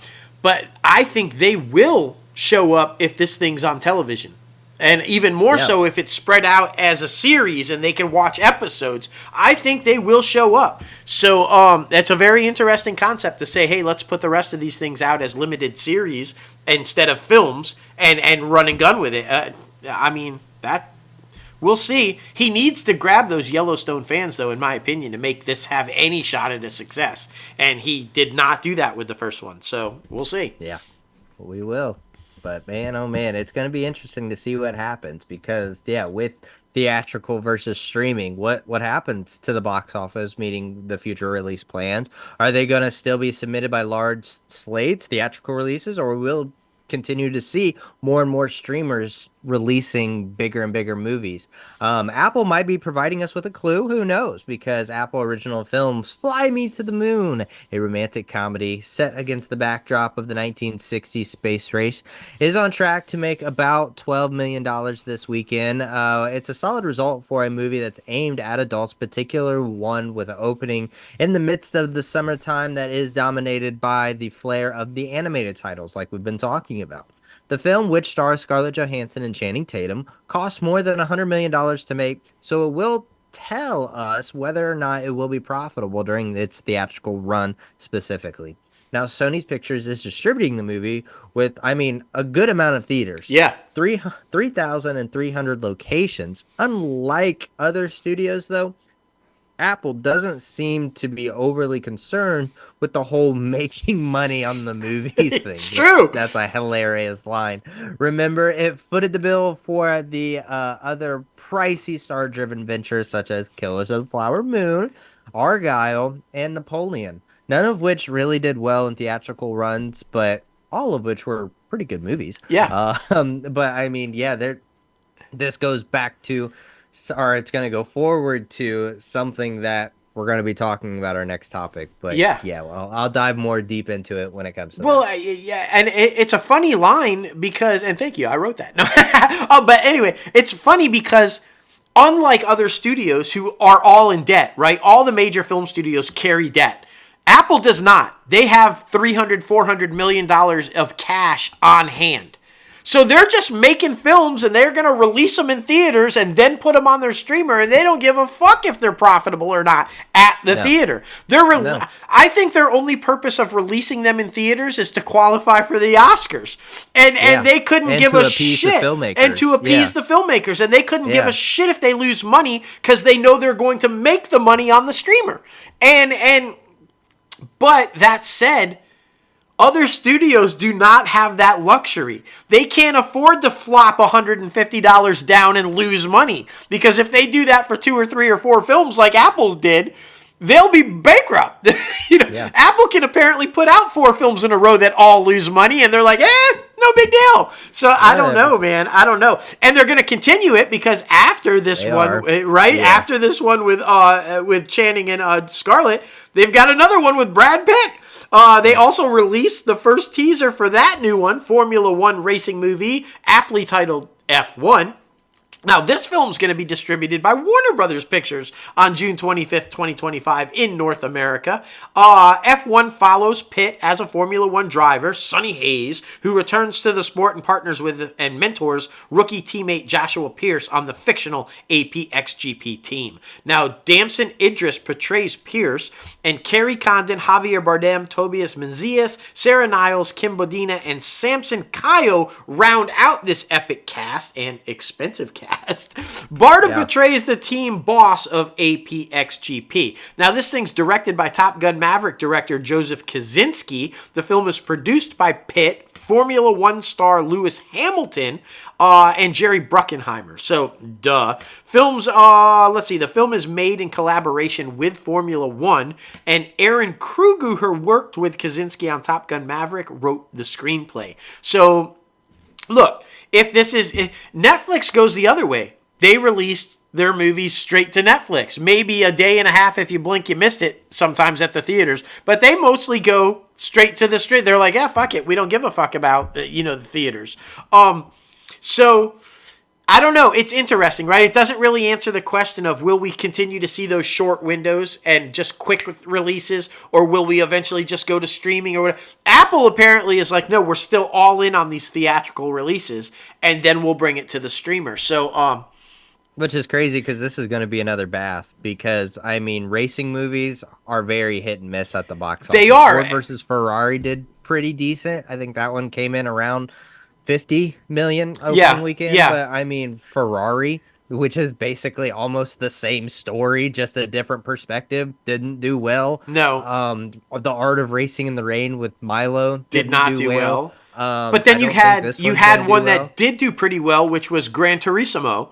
With that, so like you said, they're hit and misses. It's like sometimes they'll. Even that one, that was only relevant for like 2 weeks, and nobody talked about it. Well, and I think that one saw the success that it saw because video game people showed up for that one. Yeah. Right? It's a different market, right? Yeah. So, I don't know. That one's going to definitely be a risk. But Apple apparently doesn't give a fuck. So, I think it's going to be another bath, man. I really do. Even with the draw of Brad Pitt and him trying to make his own little resurgence. He's doing better than Johnny Depp. I'll give him that. Yeah, but he's not at his buddy Leo's level. That's for sure. But, we are talking about revivals, reboots, sequels. All of these things. Are they still relevant, especially when Netflix decided to release Beverly Hills Cop Axel Foley strictly on Netflix when could it have done well in theaters? Yes. We'll never know because yes, it is the most watched title on Netflix during the week, during July 1st to the 7th, and it hit $41 million views, or it hit 41 million views in that first 5 days of streaming. But was it a bad decision? And it was funny because that conversation we were listening to with David Ellison, and he got asked that question. He's like, I'm not going to comment on anyone else's tactics. I'm like, that's smart, dog. That's smart. Yeah. I think that Netflix kind of did a huge miss with that one. I think so too. And what's mind-boggling to me is they had something before to look at and go, Yeah. okay, hey, we can quickly make this happen. It's not like back in the day where they had to make prints and get it to theaters in time. No. It's all fucking digital now. And the reason I'm saying that is because, as you guys know, Bad Boys Ride or Die continued to live a charmed life at the box office. As the latest Bad Boys sequel gathered increased momentum during its run, the franchise reached a new milestone. Ride or Die has now earned over $362 million at the global box office, $179 million of that total coming from domestic theaters. And as a result of that, the Bad Boys franchise has now passed $1.2 billion at the box office since its inception in 1995. Now, the film series passed the $1 billion mark less than 2 weeks after its June 7th premiere. Now, that continued success of the franchise obviously has sparked further speculation about whether there will be a fifth installment of the action-packed franchise. Now, Smith and Lawrence are both open to doing Bad Boys 5, while franchise producer Jerry Bruckheimer recently revealed behind the scenes that they have been talking about a sequel. Now, it's interesting because Jerry Bruckheimer also involved with Beverly Hills Cop, and this is where I don't understand. You saw the massive success of the box office from Bad Boys Ride or Die. You should have immediately said, okay, they're in. They like these revivals. They like this team. And clearly with the success that you saw on the streamer, if in my opinion, if Netflix had followed suit and they had put this in the theaters, it would have done at least equal to what Bad Boys did. I think there was a market for it. People have been clamoring for this film for a very long time. I think they missed an opportunity. That said, it's doing really well for them on the streamer, so it's not like they're hurting, but I think they missed an opportunity here where they could have appeased some more fans in the theaters. Just my thought. I mean, they could have done, because I know they have their own theater chain, and, with some releases, they do the major markets, but I feel like, because I think I remember this correctly. If not, whoever, call me out. I don't care. I think they released Knives Out Glass Onion in select theaters across the country. So, I mean, if they would have done something like that, I felt like it would have been more successful. At least a little successful. I mean, I know you got debt too. So, yeah. I mean, to bring in something, I just feel like that it sucks because, I mean, we haven't really got a lot of Eddie Murphy in the past 20 years, I would say. No. So, I mean, to have him have a nice little resurgence would be nice because everybody's been wanting it. Netflix has been talking about a comedy special from him. So, I mean, that could have been like a double promotion type of thing. But, I mean, it's always interesting going back to established IP, especially that established or very cult classic, because huge beloved franchises, both at the box office and on streaming, it should be by no surprise that other studios have revealed sequels and prequels and those type of things in the works. Like, for example, Disney is developing a sequel to The Devil Wears Prada, the 2006 movie with Meryl Streep as Miranda Priestley and the high-powered fashion magazine editor from hell, or more accurately, the chief and editor of a runway magazine, and Anne Hathaway and Emily Blunt as her heritage assistants, Andrea Schutz and Emily Charlton. Now, the original film screenwriter Aline Brosh McKenna is in talks to return to pen for the next chapter. That's really important. Oh, yeah. Who from the original cast will return is very unclear right now, but the storyline reports that follows Priestley as she navigates her career amid the decline of the traditional magazine publishing and faces off against Blunt's character, now a high-powered executive for a luxury group with advising dollars and Priestley desperately needs. Now, The Devil Wears Prada was a massive box office smash, earning about $326.7 million worldwide and landing Streep a Golden Globe for Best Actress and a comedy, as well as an Academy Award nomination. So that's very exciting as well. It was interesting because I forget when it was. I think it was last award season when they all showed up together. I wonder if they started putting that idea together after that because people loved the reaction. Oh, yeah. Ever since. So it'll be interesting to see how that one turns out. Yeah, definitely. And this is, do not just drop it on Disney Plus. Yeah. Don't make the mistake. Put that one in the theaters. Don't be stupid about it. You can still put it on Disney Plus, but I feel like if you make that Netflix mistake, huge, just put it in theaters. That one will do well. I'm just going to go on the record right now and say that one will do well in the theaters.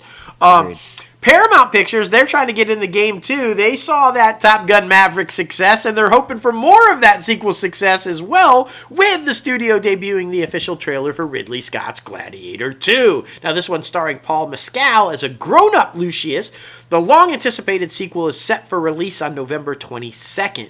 Now, Lucius is the son, of course, of Lucilla, played by Connie Nielsen, and the nephew of Commodus, the original film's antagonist, played by the one and only Joaquin Phoenix. Now, the sequel picks up years later, with Lucius now living in the northern African region of Numidia, where he was sent by his mother as a child, as it was just outside the reach of the Roman Empire. Now, events bring Lucius back to Rome as a gladiator, where he makes new enemies and reunites with his mother. The supporting cast features, get this guys, Pedro Pascal as Marcus Aetius, a Roman general who trained under the command of Maximus, Domitius Meritus, played by, of course, Russell Crowe in the original. Denzel Washington as Macrinus, a wealthy power broker in Rome who keeps a stable of gladiators, apparently, just for sport.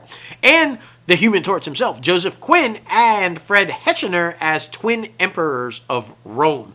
I don't know. This one might be a gamble. I don't know. I liked the trailer, and the first one was a huge hit. But is the interest still there? I haven't heard a lot of people saying, "Damn, I wish they'd make another Gladiator." Right. It's not something you hear. Things you hear, Devil, the Devil Wears Prada. You hear Beverly Hills Cop. You hear people saying they'd like to see follow-ups to. I've never heard anybody say, "Damn, I wish they'd make that Gladiator 2." So I just don't know if this will hit or not. I don't know. I agree, man. I agree. I was very lukewarm on the trailer, but honorable mention. I'll just say it now. I haven't seen the first Gladiator. I've seen bits and pieces of it, and I mean, Russell Crowe looked amazing, and the stuff seen was great. But I just haven't seen it all the way through. But I just was expecting so much more. I also felt like there wasn't enough contrast. There was too many bright colors in this trailer. When I think about the Roman Empire, I don't think about bright colors. Yeah. I think about contrast. I think about dark metal, wood, fire, like that type of stuff. Not like pinks and purples and that type of thing, because we saw that in Denzel's character and Joseph Quinn's character. And so that was very interesting. It looked good. I'm not going to say it didn't look good, but it didn't get me excited. And that's what I was missing out on that. And it brings me back to the point of, I think right now, and this is what I was talking about earlier with wanting to get deeper into it with this specific topic, right now Hollywood is in such a deficit because of all of the social media, because of the strikes, because of the pandemic that lasted for 2 years and still feeling the effects of it. I think they're trying to stay in the safe lane where it's established IP, it's things people know, it's things people genuinely liked, so they are assuming that it will make decent amount of money. So I think all of the studios are trying to get back on their feet by keep doing these reboots, these revisions, so they keep going, the sequels, so they keep going back to the popular established IP so they can stay afloat. So they can make those debt payments, so they can keep moving forward with the huge Marvel franchises, with their huge franchises. Because Bad Boys didn't need to be a franchise, let's be honest about it. The first two were good, and I mean, they ended it pretty well with that. Yeah. But it didn't need to continue to be a franchise. And I just, they are trying to do too much with too little amount of property, and I think that sucks, because for up and coming filmmakers like ourselves trying to break into it, the only studios that I feel comfortable with pitching an original film idea, I'm just specifically talking about film, is A24. They're the only ones trying to take risk and do different things, even starting their own little tiny franchises that don't go past 3 movies, because other than comic book movies and that type of things, it's really hard for me to get on board with a franchise that goes past 3 movies, because you can tell a good amount of story in those 3 movies. And I feel like staying safe, continuing with the franchises, continuing with already established characters that people like Mike Lowry, even though Mike Lowry slaps people in front of everybody at the Oscars. It's just one of those things where executives aren't afraid to take risks. They aren't afraid to greenlight things that are truly special for a wide release because they don't think people will go see it, so they're staying safe. That's just my opinion. Well, one, I think this industry is built on risk, so you got to be willing to do the risk anyway, right? I just feel like I think that's where we started to get in trouble in this industry is when the tech companies did start taking it over and it became all about the money and we forgot about the art and they're not taking risk with telling stories. The other thing is I would say there is another company out there that along with A24, and I think that's Lucky Chap, Margot Robbie's company. They too are also taking risks and original content and taking chances. And I mean, you've got this new one coming out with the, what's it called? Look at My Ass or Such My Something. I forget the exact title, but about where she goes back in the past and meets herself and she's trying to. I mean, this is a risky movie, but they're doing it anyway.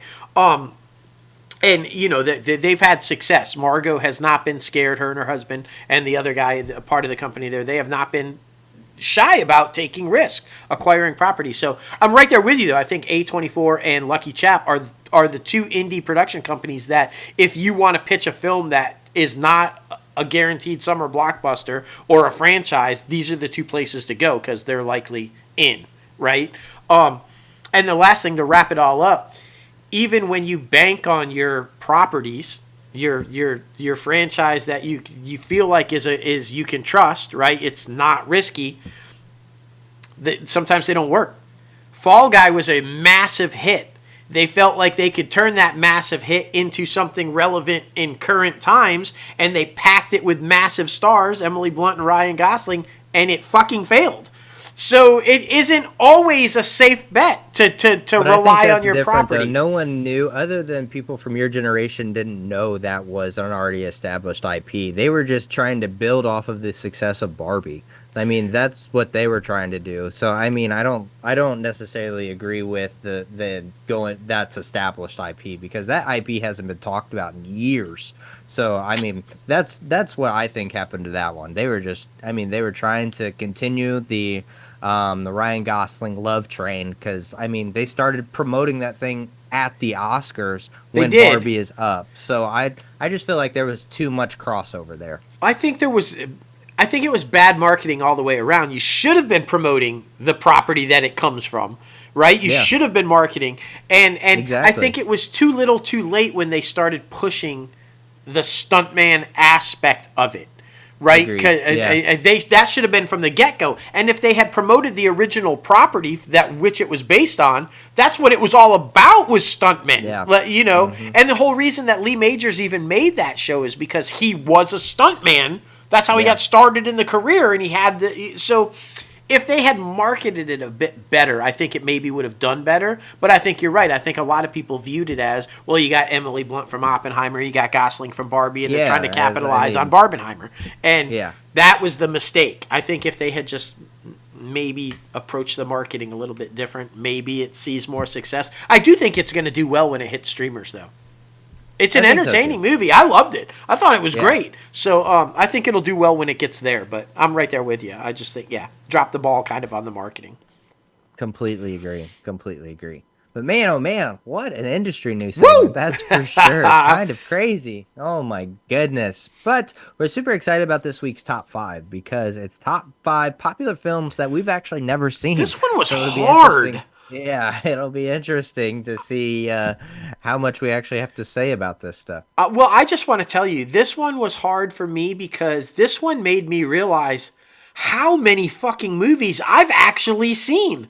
It makes you realize like how much of your time has been staring at a movie screen. Because I was like trying to find movies that I haven't seen was really fucking hard. Like I've seen that. I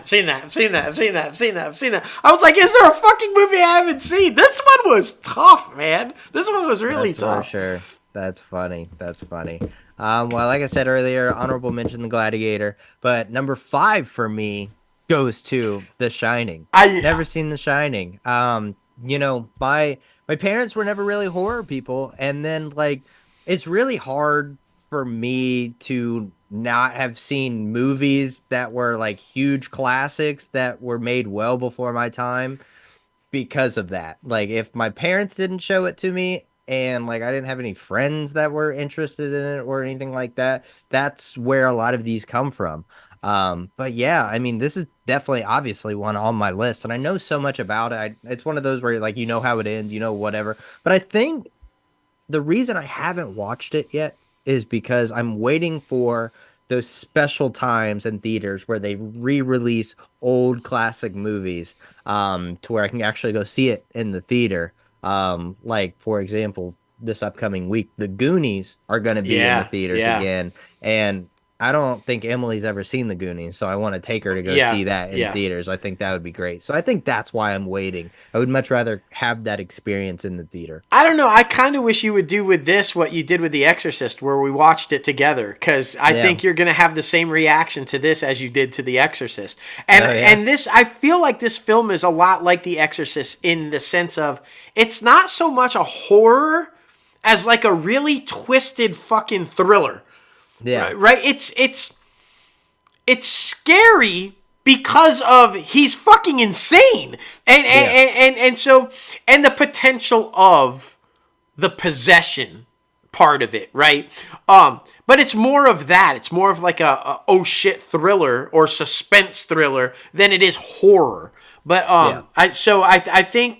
But I think you'd love this one as much as you did The Exorcist. So I'd love to watch it and get the reaction of. And look, fuck this. The twins scared the fuck out of me my entire youth. They still scare the fuck out of me. I still watch that movie and like I have to wait hours before I go to sleep because I'm terrified of those fucking twins.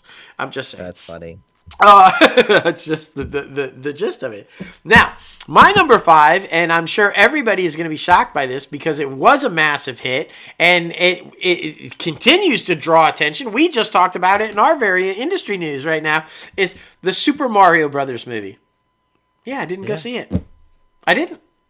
Which is crazy because this man went and saw Little Mermaid, the live action version, in the theater by himself, but he didn't see freaking Super Mario Brothers. It's movie. true. Like, listen, I'm gonna take some heat for this too. The reason I didn't go see this is just I'm not a fan of it. I wasn't a fan of the game. I played so many other Nintendo games. I just was not. I didn't. Which is crazy. I didn't understand the fascination or just joy of Super Mario Brothers. I've never been a fan of the game, and so I didn't see the first time they tried to make a movie out of it. And I know this one was just in everybody's face, and they pushed it and they marketed it and it had a great cast and the animation was stellar. It was a really well done film. I just had absolutely no desire to see it. I wouldn't have liked it because I just don't like the property. I just don't like it. So that's why. I mean, I know I'm going to take a bunch of shit for that, but I don't see the fascination with Mario and Luigi. Sorry, I don't. It's crazy. Sorry. It's crazy. All right, fine. Number 4 for me goes to The Silence of the Lambs. I don't know why I've never seen this one either. Like it's just never been pulled up. It's never been like one of those like, yeah, let's watch it. And I mean, it's always fascinated me though, because like Anthony Hopkins only having 16 minutes of screen time. Oh my gosh, and then winning Best Supporting Actor. Like that is absolutely insane to me. So when you watch it though, you'll know why. Because I'm very excited. I do want to watch it, but yeah, I never had it. I've never have. It's just one of those like, I don't know what happened. So yeah, number 4 for me, Silence of the Lambs. It is a very disturbing story, and the interaction between Jodie Foster and Anthony Hopkins in Clarissa and Hannibal is just, it's fucking intense, man. It is so good. You gotta, I can't wait for you to watch that. It's gonna be, you're gonna love it. It's just great storytelling. It's great directing. It's great acting. Everything about it is so well done. My number 4, again, I think I'm going to be like, what the fuck? Because I know everything about it, so I can reference it. I can talk about it. It's one of those, I've seen clips, I've seen scenes from it, but I can't honestly say that I have ever sat down and watched it from start to finish. I have never seen the entire film. Have I seen snippets of it? Yes. Have I seen clips from it? Yes. Do I know the whole story? Yes. But I've never actually sat down and watched the entire film, and I'm talking about Mean Girls. I've just never sat down and watched. And I don't think, before I take way too much hate, I don't have anything against this film. Everything that I have seen from it, everything that I've heard about it, my own thought process on, I think it's probably a really great film. I think it's probably really funny, and I get the fascination. I get why everybody, the trends that come from it, and the memes, and how it played itself into pop culture. I totally get it. I liken it. It's probably something like Legally Blonde in the sense of how it attract that type of a reaction from the audience and that type of an adoration from the audience to make it a pop culture phenomenon. I just haven't sat down and watched it yet. That's it. Nothing bad about it. Just it's one of those movies like you. I just haven't had the opportunity to actually sit down and watch it from start to finish. So you gotta wear pink on Wednesday. Exactly. Man. See, I get the reference. I know exactly what that's about. I've just never watched it. Yeah. I know what the Christmas, when they're talking about when they reference the Christmas and the Santa scene. Yeah. I know what it's all. I just haven't seen it. That's it. I will though. I will. That's funny. Number 3 for me goes to Interstellar, Matthew McConaughey and Christopher Nolan. Haven't seen this one bit. Wow. I'm trying to see. Let's see. Interstellar. I can't believe 2014. You haven't seen it. Yeah. So I was a junior in high school, maybe a senior. I honestly, and this is crazy because even in high school, I was very big into movies and very, in front of the mold. I didn't see a lot of marketing for this one. I think that's why I never saw it. At least in my area, I'm sure there was marketing, but I don't remember seeing marketing for this one.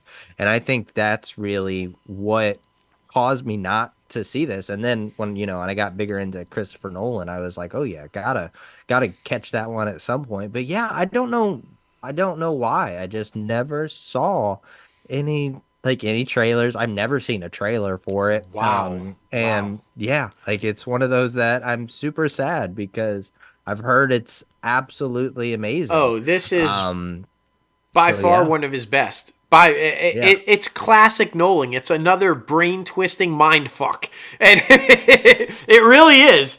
And well, you know what's funny? I think I saw more trailers for The Martian, which came out in 2015, than I did this one, which came out in 2014. Which is funny because they both have Jessica Chastain in it. Yeah. But yeah, I don't know why. Oh, you got to watch this one. The whole time travel aspect to it, if you will, the whole kind of, it's just, like I said, it's classic Nolan in the storytelling. And my favorite thing about Nolan as a director and as a writer and a storyteller, him and his brother and stuff, is you have to have your thinking cap on with his movies. He makes you think. He doesn't dumb it down for the audience, which I love about him as a filmmaker. I'm telling you, man. Okay, my number 3. Come at me. On my list, I just am going to get hate from everybody. I know it. You really are. But I know this is a beloved classic. I know this is one of the this is probably the modern day Dirty Dancing. The rom-com that you have to see for your rite of passage, if you will, for that generation. And I've heard nothing but stellar things about this movie, and I probably want to watch it. I probably would enjoy it, because you guys know I'm a softie. I like rom-coms. I like romantic movies. I am all about the love story. I'm all in on this. I am talking about The Notebook. Yeah, I've never seen The Notebook. I know what you're thinking. How the fuck have you never seen The Notebook? It's but I have not. I have not seen The Notebook. Sorry. It's supposed to be like the epic love story of Yeah. the epic love story. Even though It's they hated fine. each other apparently in real life at the time of making that movie. Even Which is more so funny. why it's so classic, because you would have never guessed that shit, right? From what I hear from watching the movie, you would have thought they were having an on-screen affair. Like, I mean, you know, but... For sure. But I guess I'll put it on my list of rom-coms to watch, because and it's for not sure. really a rom-com though, is it? It's kind of more like a romantic, It's a romantic dramedy. drama. Yeah. So Yeah, All right. because there's not really. It's in. Take away the musical aspect. It's in the same vein as La La Land. Like, Yeah. that's not a comedy at all. So, No, I mean, no. you know. All right, well. There it is. I mean, you know, it's hard and it's like 3 hours, but yeah, good luck. yeah. Number 2 for me goes to Schindler's List. Again, this goes back to being made before my time, and growing up, my parents were like, let's put on a movie about the death of the Jews. Like, you know, I don't. It's sad because it's one of his like best films of all time, and you know, Without doubt. I'm not a big Liam Neeson fan, but I feel like, you know, this is one of his standout performances. Yeah. So yeah, it's definitely on my list, but I'm also waiting because I don't want to watch this movie by myself, because I watched Philadelphia by myself and I feel like it'd be the same effect. It is. Yeah, It's hardcore. It's I'm very sure. hardcore. In my opinion, it's Neeson's best work. It really is, and it's. I had a hard time watching it, and I'll tell you, I recently watched The Tattooist of Auschwitz, and along that same line, you know, these about the concentration camps and the Nazi and that was really hard to watch. And yeah, Schindler's List is definitely one of those. And I think what makes it so difficult to watch is that it's fucking true. That's the terrifying aspect of it. This is real history. This really happened. This list was real. Yeah, it's crazy. It's crazy. I think you'll really enjoy it, though, from a filmmaking aspect. It's a really well-done film, and it addresses it hardcore of what the story is about. Yeah, wow. So, yeah. My number 2, I don't think I'm alone on this one. Because this is another one where I don't think there was a lot of marketing for this one. It just wasn't put out there. This was a kind of if you blinked, you missed it type of a thing. But I hear it's actually really good film from everybody who says that they have seen it. And it's referenced constantly. People reference it constantly. But I have not seen it, and I'm talking about Her. With Scarlett Johansson as the AI voice of, and I think it's Joaquin Phoenix. Right there, you would think, fuck, it's got to be pretty good. Fucking Scarlett Johansson and Joaquin Phoenix, right?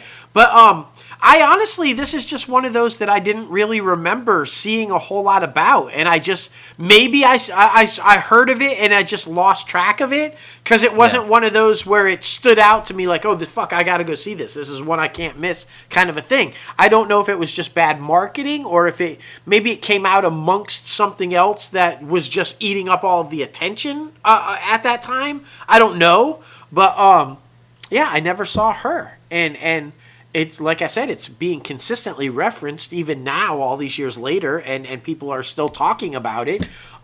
So I get, and maybe it's seen a little resurgence because of all the AI stuff now, and like, you know, I don't know, but or maybe it's just because, you know, Scarlett Johansson's voice is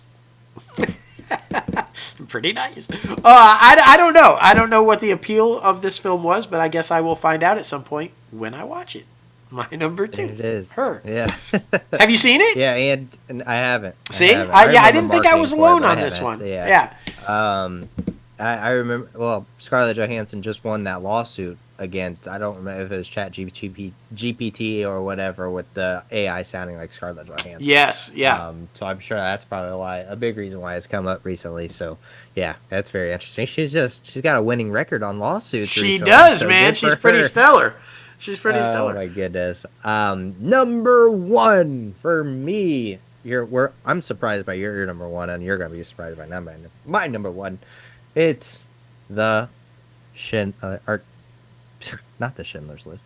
The Shawshank Redemption. Oh my fucking god! What?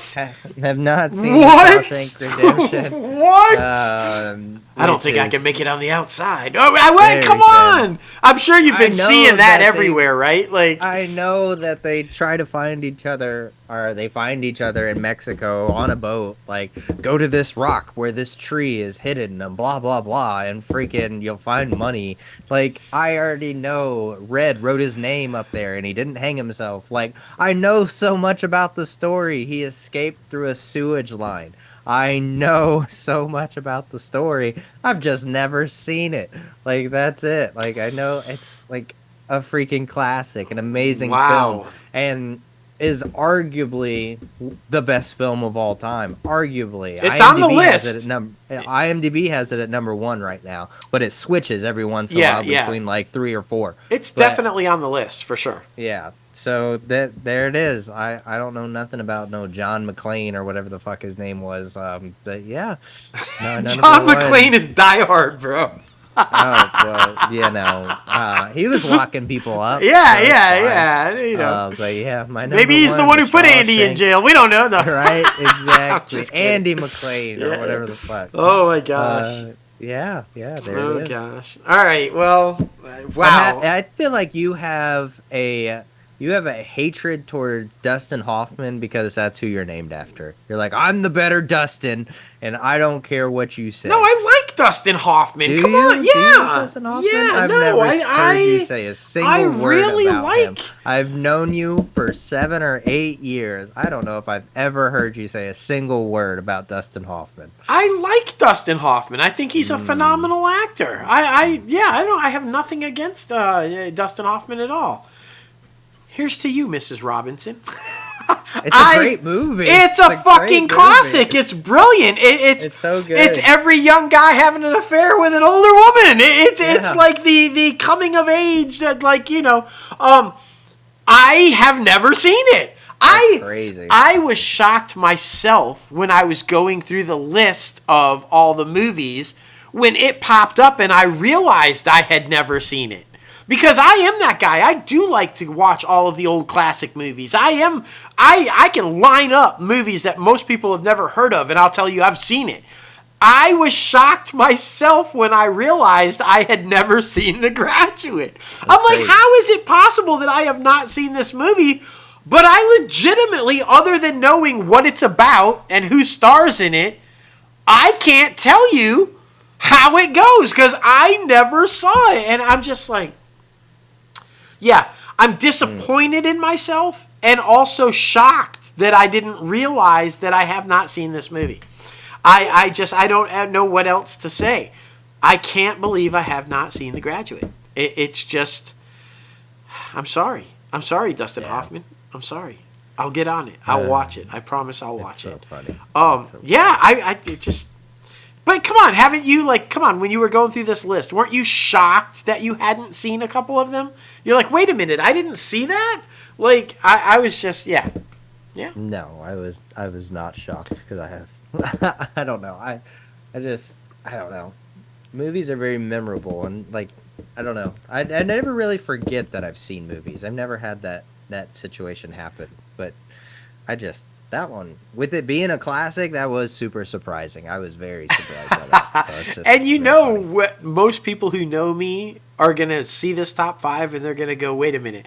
The one film I thought for sure that you would have Yeah. on your list is Brokeback Mountain. And it is not on my list because I finally did watch that film. After great all movie. these, it's a great fucking movie.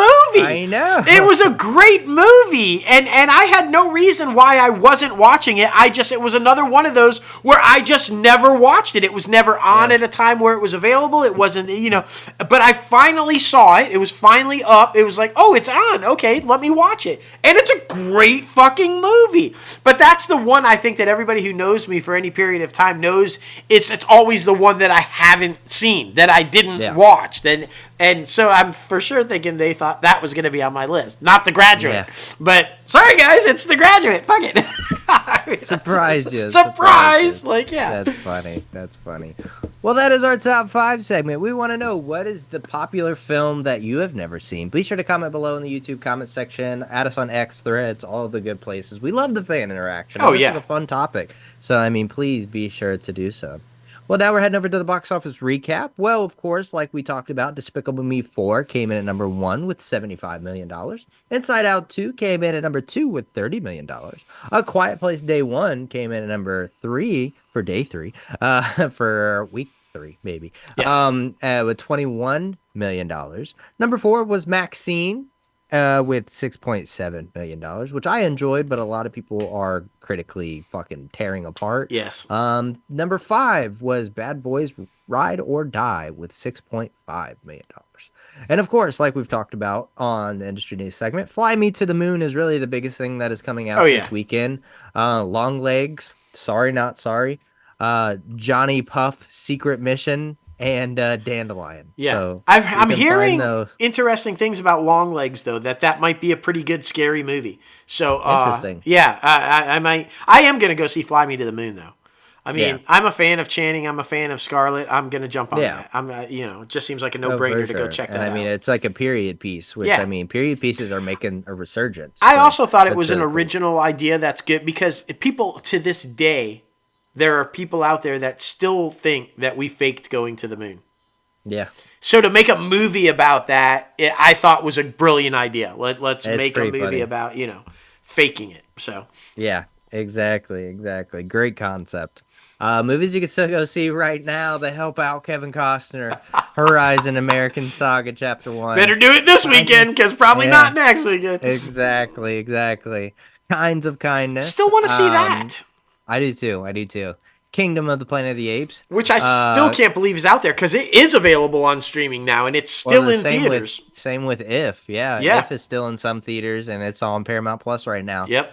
Kaliki, 2898 After Death, whatever that is. Yeah, and I know it's Hope. Hindi. It's a Hindi movie, but I don't know. For sure. And then Sound of Hope, the story of the Possum Trot. So be sure to check out those movies and select theaters near you.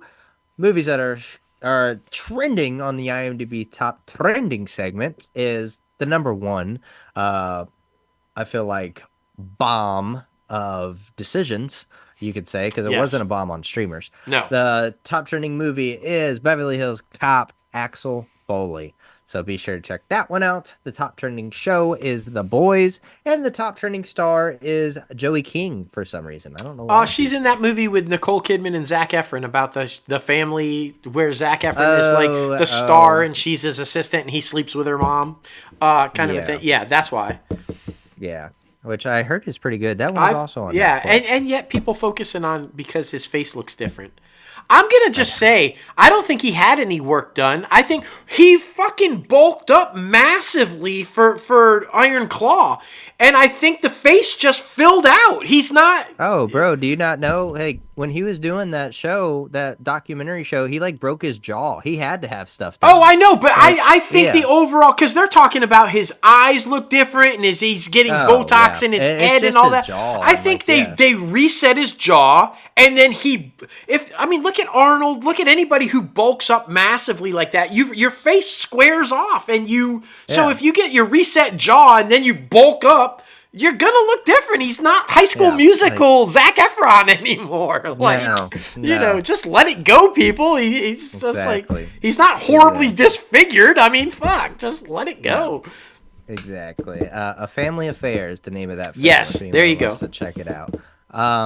And oh my goodness, guys, we got to thank you one more time for tuning in to ITCAF Podcast, episode 265.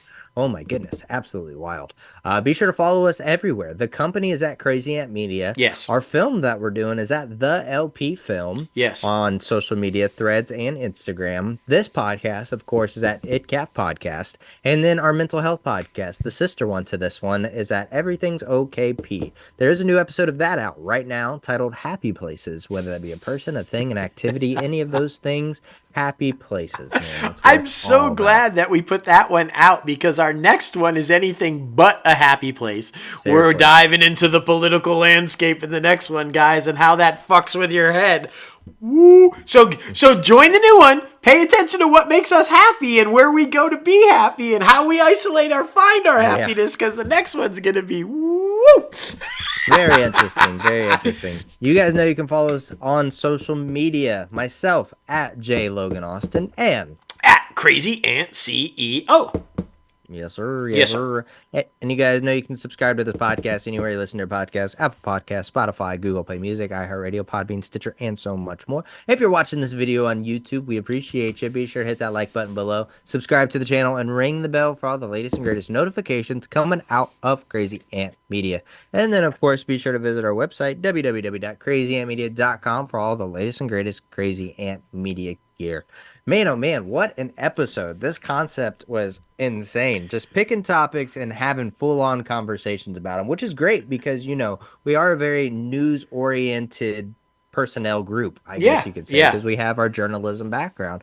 But to be able to expand on our thoughts and opinions is always so nice. So, I mean, it's been such a fun ride this episode to be able to do that. Yeah, I always enjoy it. And I think it's always fun to give the listeners more of an inside look inside how we think, right? Oh, yeah. Like they know what we like and don't like, but to go deeper and find out why we like the things we like or don't like the things that we don't like, I think is always fun to kind of get into the nitty gritty of why we think the way we think. And it's also cool because you can, if you've been a longtime fan or if you're a new fan, go back to listen to older episodes. You can see where we predict a lot of these things and that we're right. And so it's always fun to talk about things that we referenced way back in the day that are now making reality. And so that's always kind of fun to dive into as well. So yeah, dude, I like sometimes when we just kick back and just have good old conversation. You know, it's fun. I really enjoy that. Completely agree. But I mean, for 265 episodes, this part of us has never changed. Never changed. Because if we got an email from the Illuminati and we feel like it's from her. So who knows? Maybe she's trying to hook something up. I don't know. She will be on this show at some point, at some time, even if it takes the Illuminati to make it happen. It's like, we'll make it happen. I'll do our blood oath, okay? We'll do the blood oath. It's fine. But everybody knows we love the one, the only Oprah!